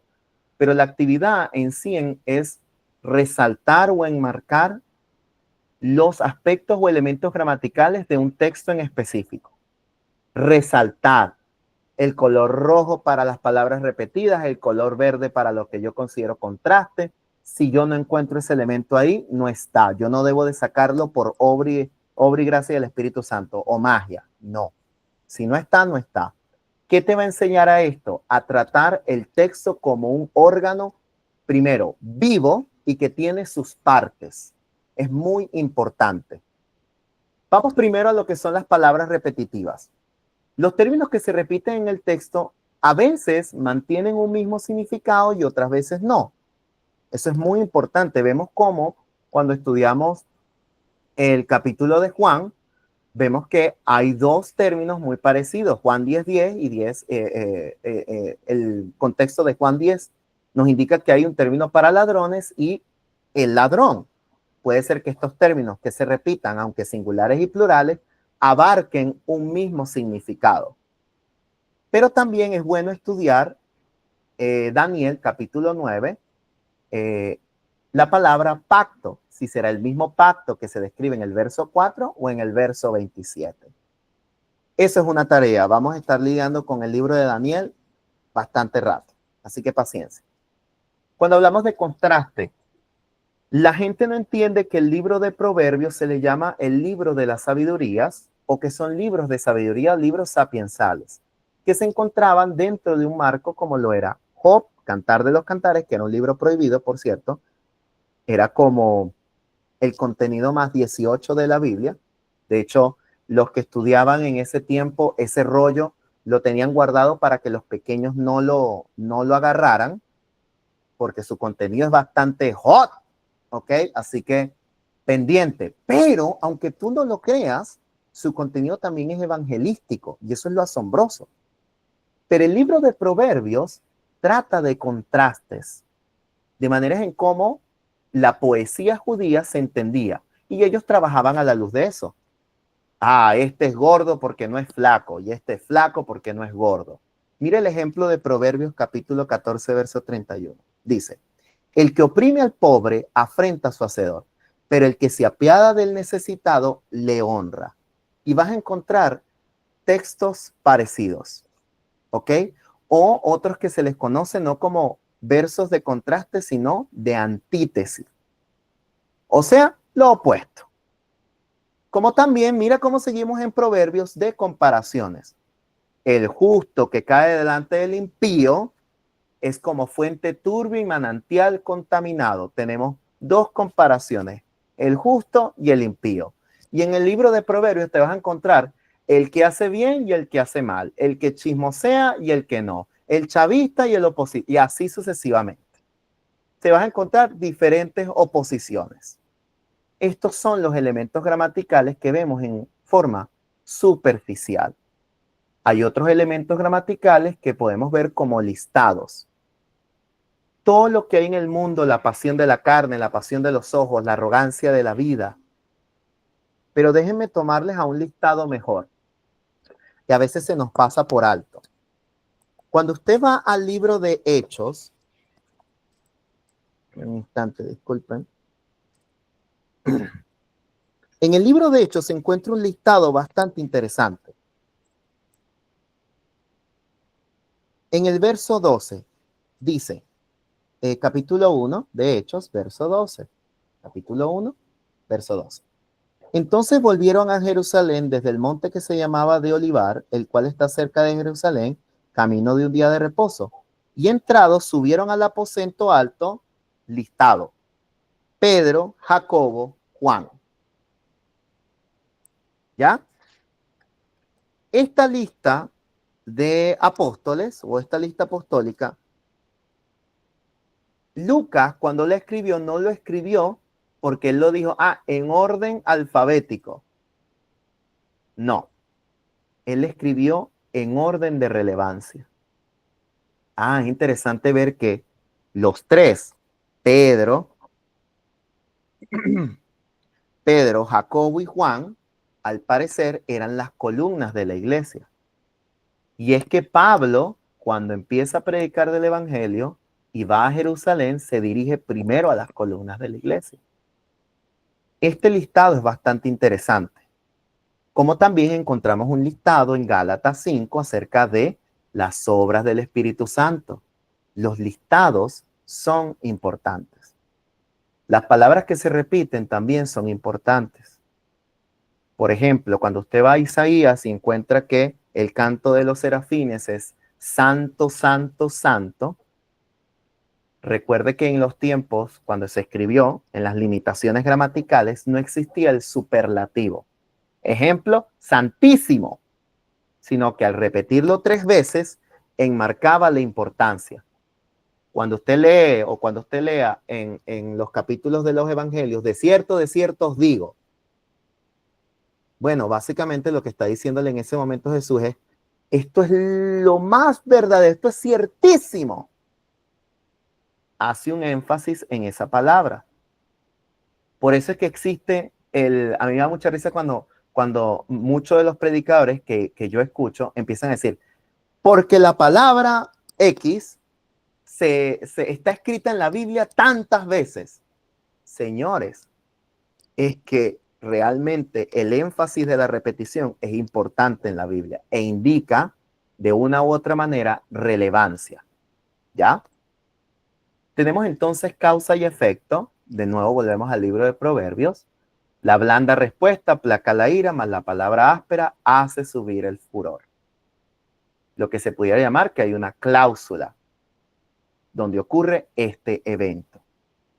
Y es muy importante porque cuando usted va al libro de Deuteronomios, usted se encuentra una causa y un efecto muy importante que todo el mundo toma. Todo el mundo toma las bendiciones de Deuteronomio. Bueno, si me hacen caso, esto le va a pasar. Pero se olvidan cuando dice, si no me hacen caso, ¿verdad? No, eso ya es para el pueblo de Israel, no es para mí. Yo me apodero de esta palabra.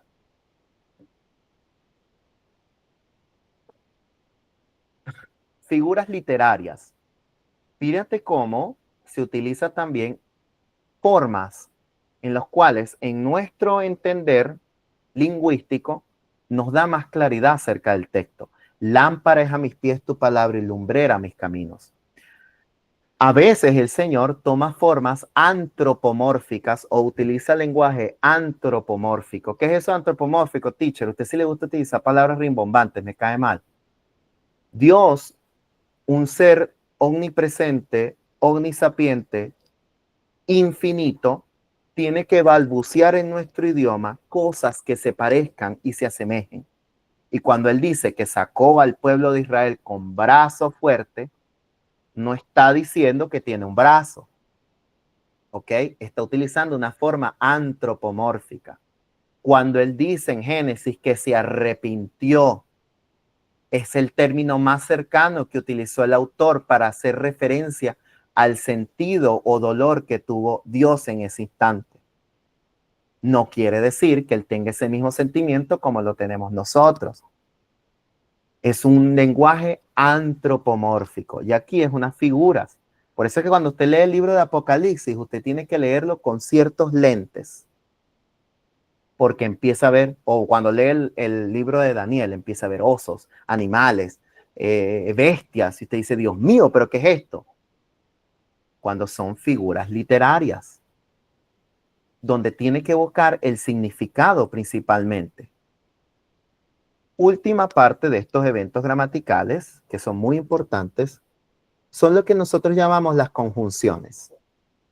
Dice, ¿pero qué es eso? Señores, son los conectores. Hay 3 conectores principales que mantienen la unidad. Llámenlo como el chicle de las oraciones. ¿Ok? Yo estoy feliz y ella está feliz. Cuando utilizamos y, es que hay una continuidad. La idea A es la misma que la otra idea.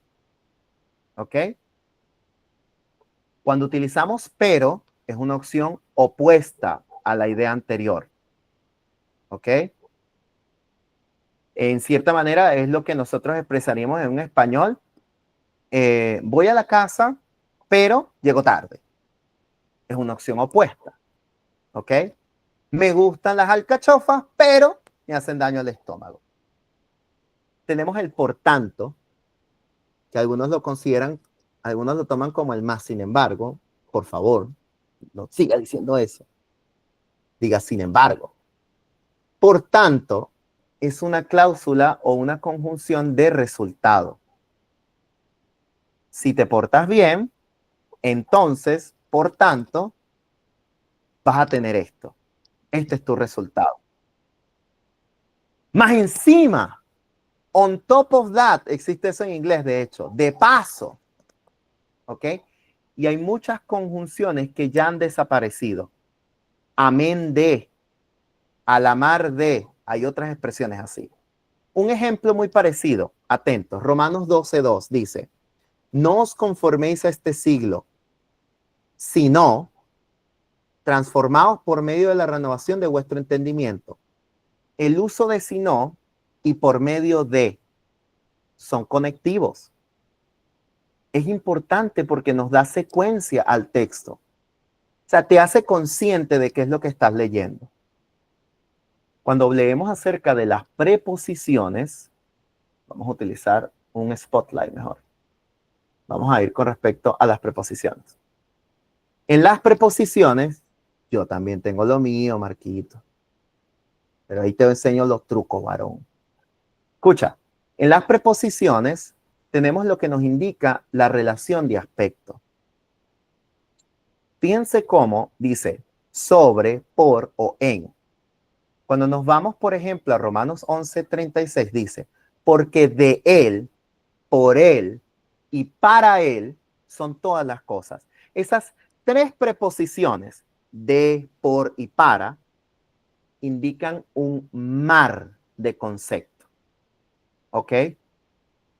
Lo que nos indica es que le pertenecemos, de él, es por medio de él, a través de él, y con para su propósito, para su gloria. Son todas las cosas. Todo lo creado lo hizo él. Todo lo creado fue por medio de él. Él tuvo la fuerza para crearlo. Y todo lo creado es para su gloria final. En solo tres preposiciones que existen en el griego, que existen en el hebreo. Aquí no hay alteración alguna cuando vamos a las traducciones. Cuando usted lea el libro de Efesios, hágase un favor. En los bares y en la vida mundana existe un juego que dice, cuantas veces tú repitas algo, te tomas un tequila. No vayan a hacer eso. Lo que quiero que hagan es, cuando ustedes lean el libro de Efesios o la carta de Efesios, cada vez que ustedes vean en Cristo, resalte. En Cristo, en Cristo. Pablo fue el que más utilizó ese pronombre. Y trate de buscar el significado de qué es eso de estar en Cristo. Créame que la respuesta va a traer mucha bendición a su vida. Ok, vamos con respecto a los verbos. Los verbos son muy importantes porque son todo lo que es acción. Hay diferentes tiempos en el español y yo considero que el español es el idioma, entre comillas, más loco que hay. Conjugue usted el verbo tostar. Yo tosto, tú tuestas, el tostado. Y de paso, conjúguelo en pasado. O conjugue el verbo satisfacer. Yo satisfago, usted satisface, él satisface, nosotros satisfacemos. Y así en cada tiempo. Dentro de los verbos también existen algo que llamamos voz activa o voz pasiva. ¿Ok? Ejemplo, voz activa. Yo amo a mi mamá. ¿Ok? Voz pasiva. Mi mamá es amada. ¿Por quién? No importa. Esa es la voz pasiva. La voz pasiva no le importa quién hace la acción. La acción es más importante. Entonces, cuando nosotros leamos que fuimos amados, eso se le llama un tiempo perfecto. Eso indica que en un punto en el pasado hubo un comienzo que tiene aún efecto en el presente. Eso se le conoce como presente perfecto. ¿Ok?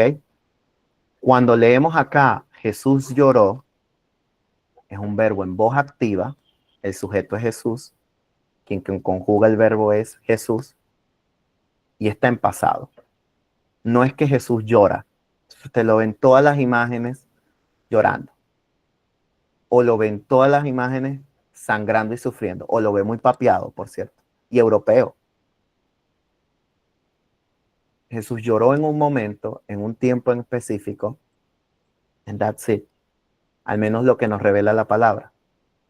Por eso es muy importante los tiempos verbales. Porque nos indica el cuándo, el cómo y la continuidad de ese evento.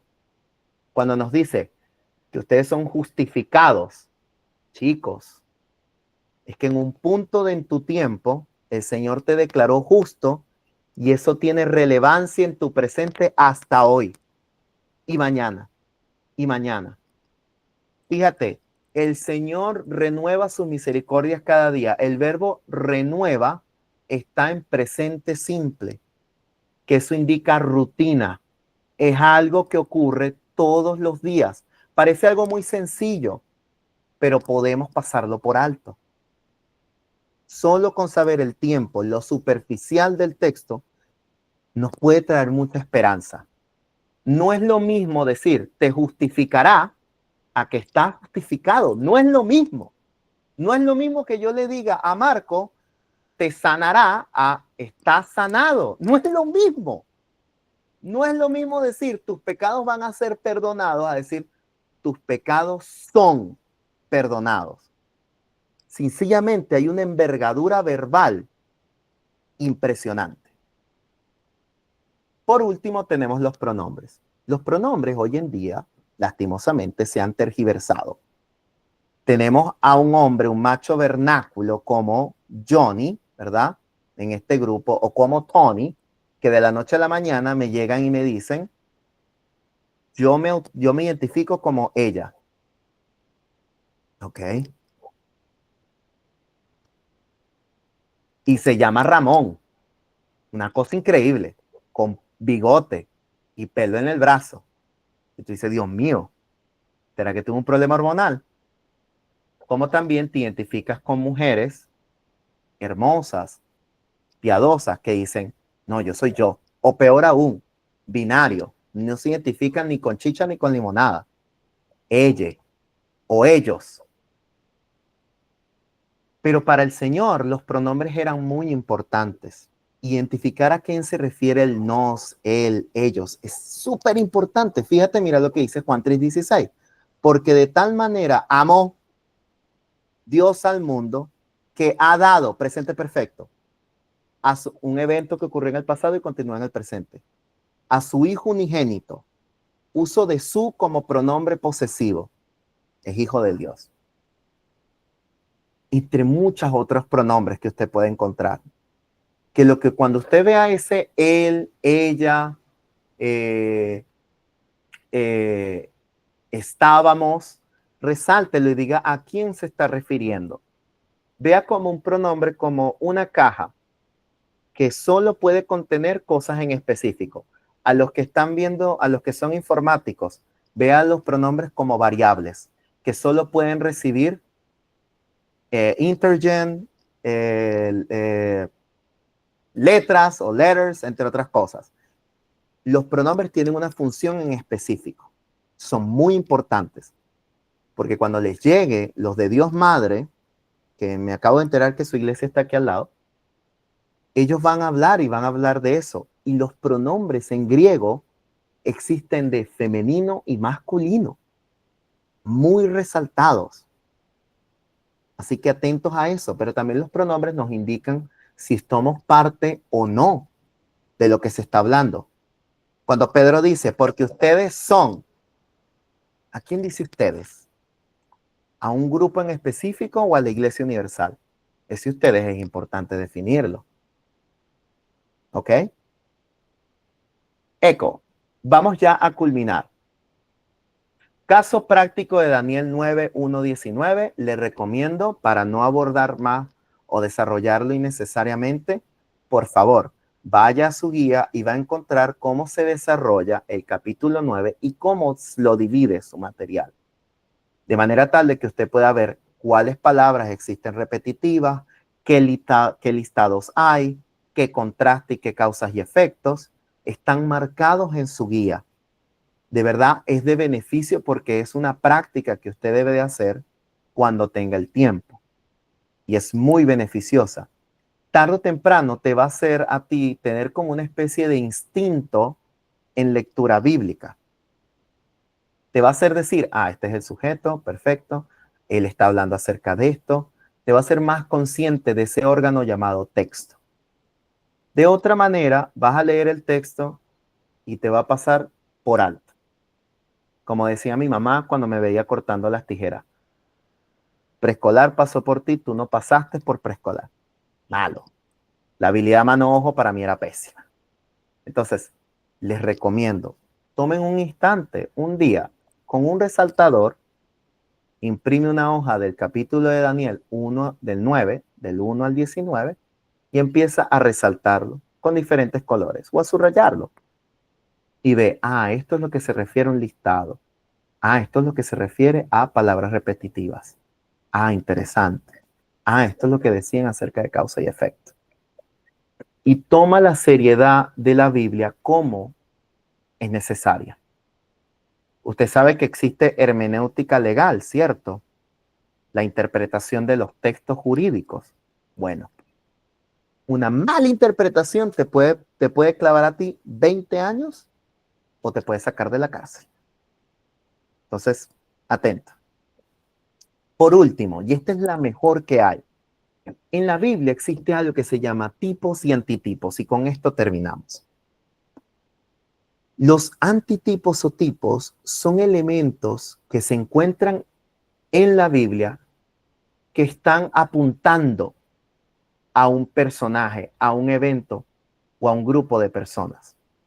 Ejemplo, el tipo. En el Antiguo Testamento, los sacrificios de cordero prefiguraban a Cristo.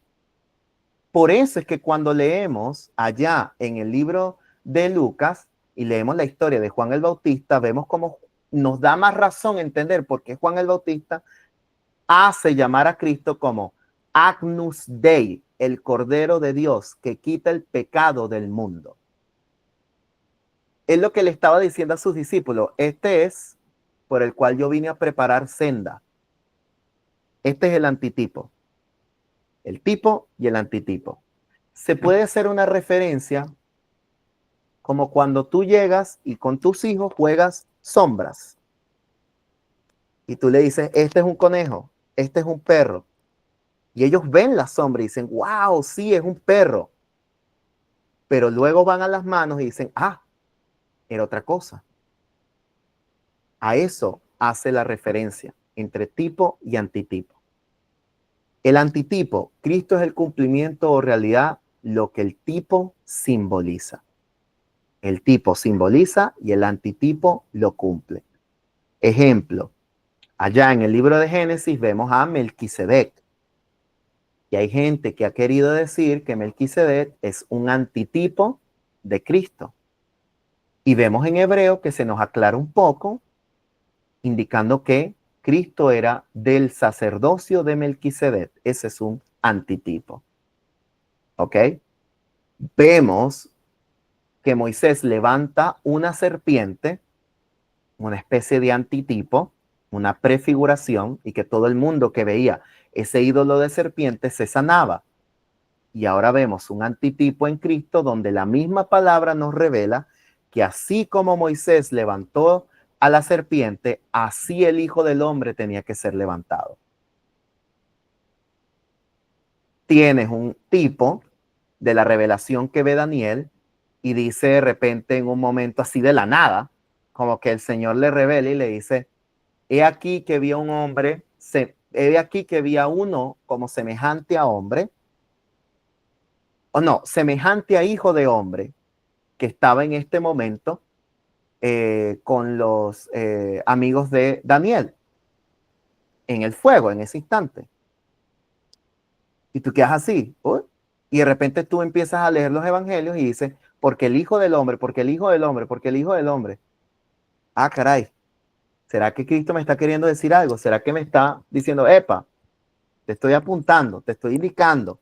Yo soy quien está cumpliendo esa profecía. Yo represento ese tipo. Lo que se estaba simbolizando, yo lo represento. ¿Cuántas tribus de Israel había? ¿Cuál es el número de tribus de Israel?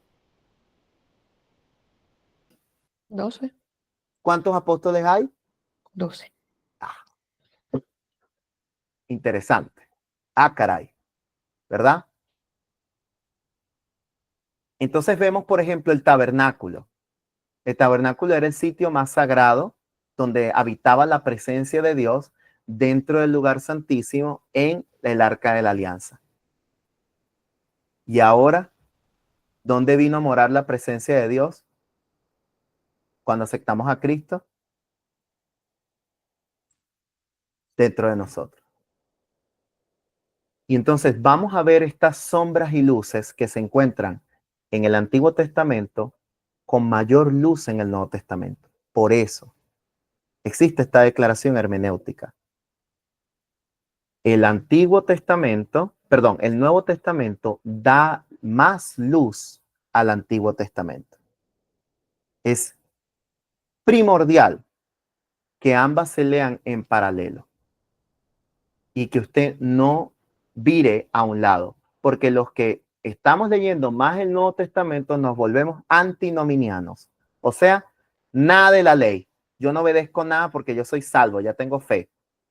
Y los que estamos muy del lado del Antiguo Testamento nos volvemos legalistas y empezamos, aquel hermano o aquella hermana no pase. Errado, porque tiene esto, aquello.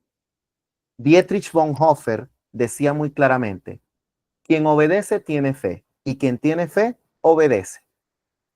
¿Qué viene primero y qué sale después? Misterio tremendo. Pero la fe no puede ser sin obra, si no, esta es muerta. Así que ahí les dejo esa paradoja más o menos. Juan, capítulo 1, verso 29, nos habla de esa conexión. He aquí el Cordero de Dios que quita el pecado del mundo. Y este texto solo lo podemos entender cuando aplicamos una correcta hermenéutica. Así que, colorín colorado, hemos terminado, mis queridos hermanos. Esto es el primer paso hermenéutico que han visto. El segundo paso hermenéutico es más sencillo. De hecho, es mucho más práctico. ¿Por qué? Porque básicamente es eso. Te doy un texto y tú te haces las 3 preguntas. Gobierno de transición, elecciones. No, mentira. Hacemos las 3 preguntas básicas. ¿Quién lo dijo? Epa y Edmundo. ¿Quién lo dijo? ¿Para qué lo dijo? ¿Y por qué lo dijo? Esas van a ser las que te van a acompañar toda tu vida hasta que salga otro método hermenéutico, que hasta ahora, bueno, no ha sido el más funcional. Y de eso se van a encargar mis otros hermanos. Última reflexión que les dejo. Lo mejor que puede existir. En todos los idiomas hay un sujeto, verbo y predicado. Usted sujétese a lo que el verbo ha predicado. ¿Ok? Así que Dios les bendiga. Estamos. Bueno, Julio, gracias.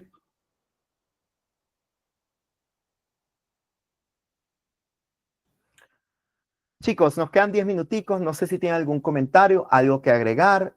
Gracias, Johnny. Te tomo la tarea de la moto. Algo que deseen agregar, algo que puedan también preguntar o consultar, aprovechen. Estamos también para servirles. Yo nada más quiero comentar, Julio, que esa tarea va a estar potente. Sí, ahí van a decir como el dominicano, el hueso. Sí, ellos lo dicen así, pero es mejor eso que el enemigo, para no decir la otra palabra. Chicos, ya va. Respiren. Yo sé que el ejercicio para ustedes lo van a ver como, ¿qué es esto? Relax. Lo que queremos ver es que usted al menos se sentó a rayar. Al menos hizo el intento de identificar. Yo no le estoy pidiendo que usted me diga, no, mira, esta oración es una oración compuesta con pluscuamperfecta que tiene en este instante un... No. ¿Cuáles son los verbos de este texto? ¿Cuáles son las acciones? Y comió, y bebió, y bailó. Pa, pa, pa. Ya tengo los verbos. Voy con los sujetos. Pedro, José, Marco, él, yo, tú. Chao. Y así van. No pedimos perfección, pedimos es que lo intente, que obre, ¿ok? Sin embargo, ahí se va a enfrentar Miguel y el pastor Gao con inmensa sabiduría para ayudarles en este tiempo, aunque sin embargo, creo que esta vez voy yo a estar evaluando esa actividad. Rayos por ese trato.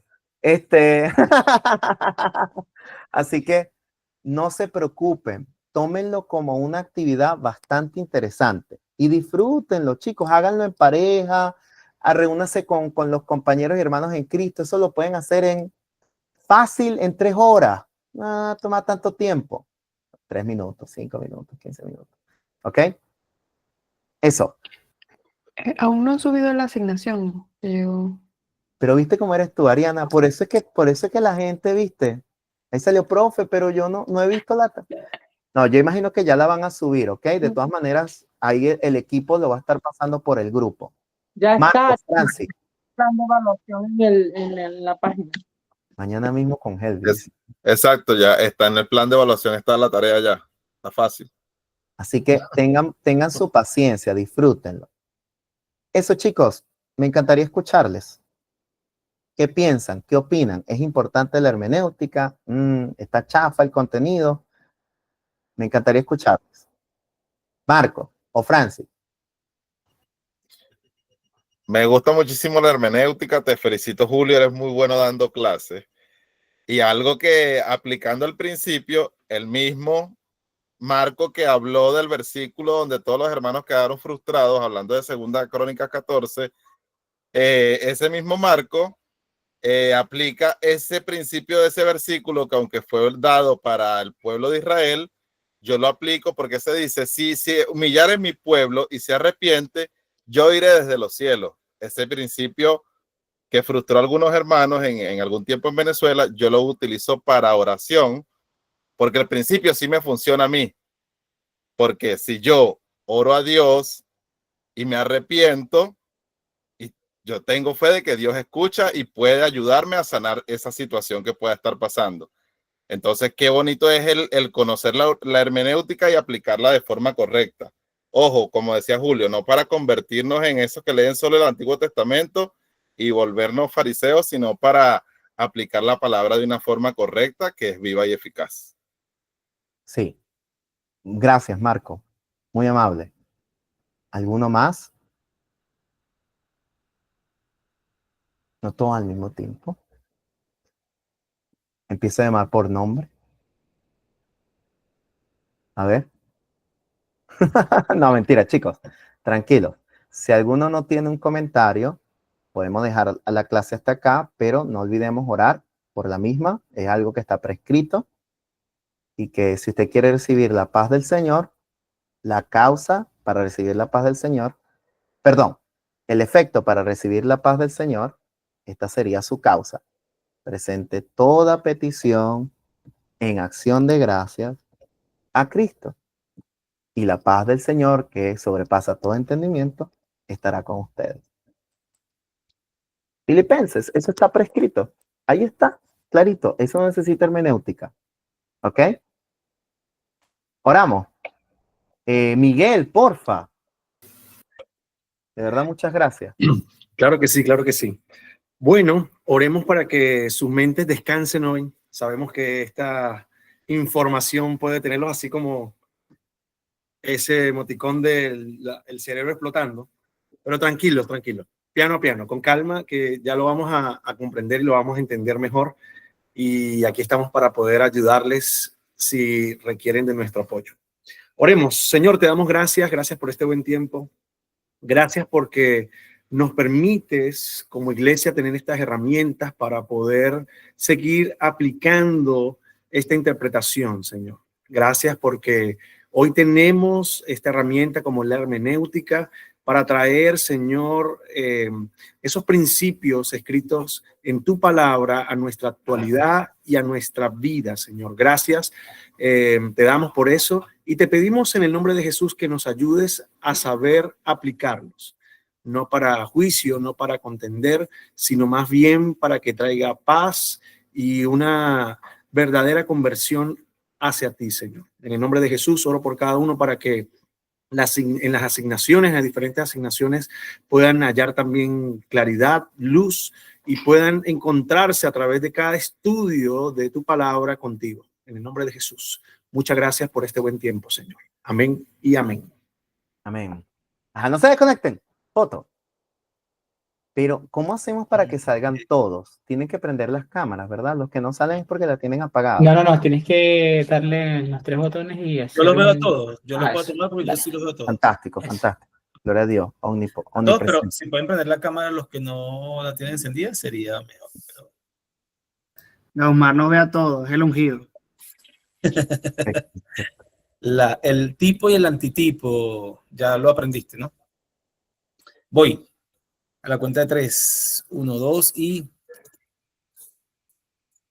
3. Listo. Se cuidan. Buenas noches. Dios les bendiga. Que descansen. Gracias, Julio. Descansen. Feliz día, chao. Chao, gracias. Chao, bendiciones. Julio, no te vayas todavía que te voy a hacer una consulta. Sí, claro. Ajá. Julio, yo asumo que no es así, aprovechando que está Miguel.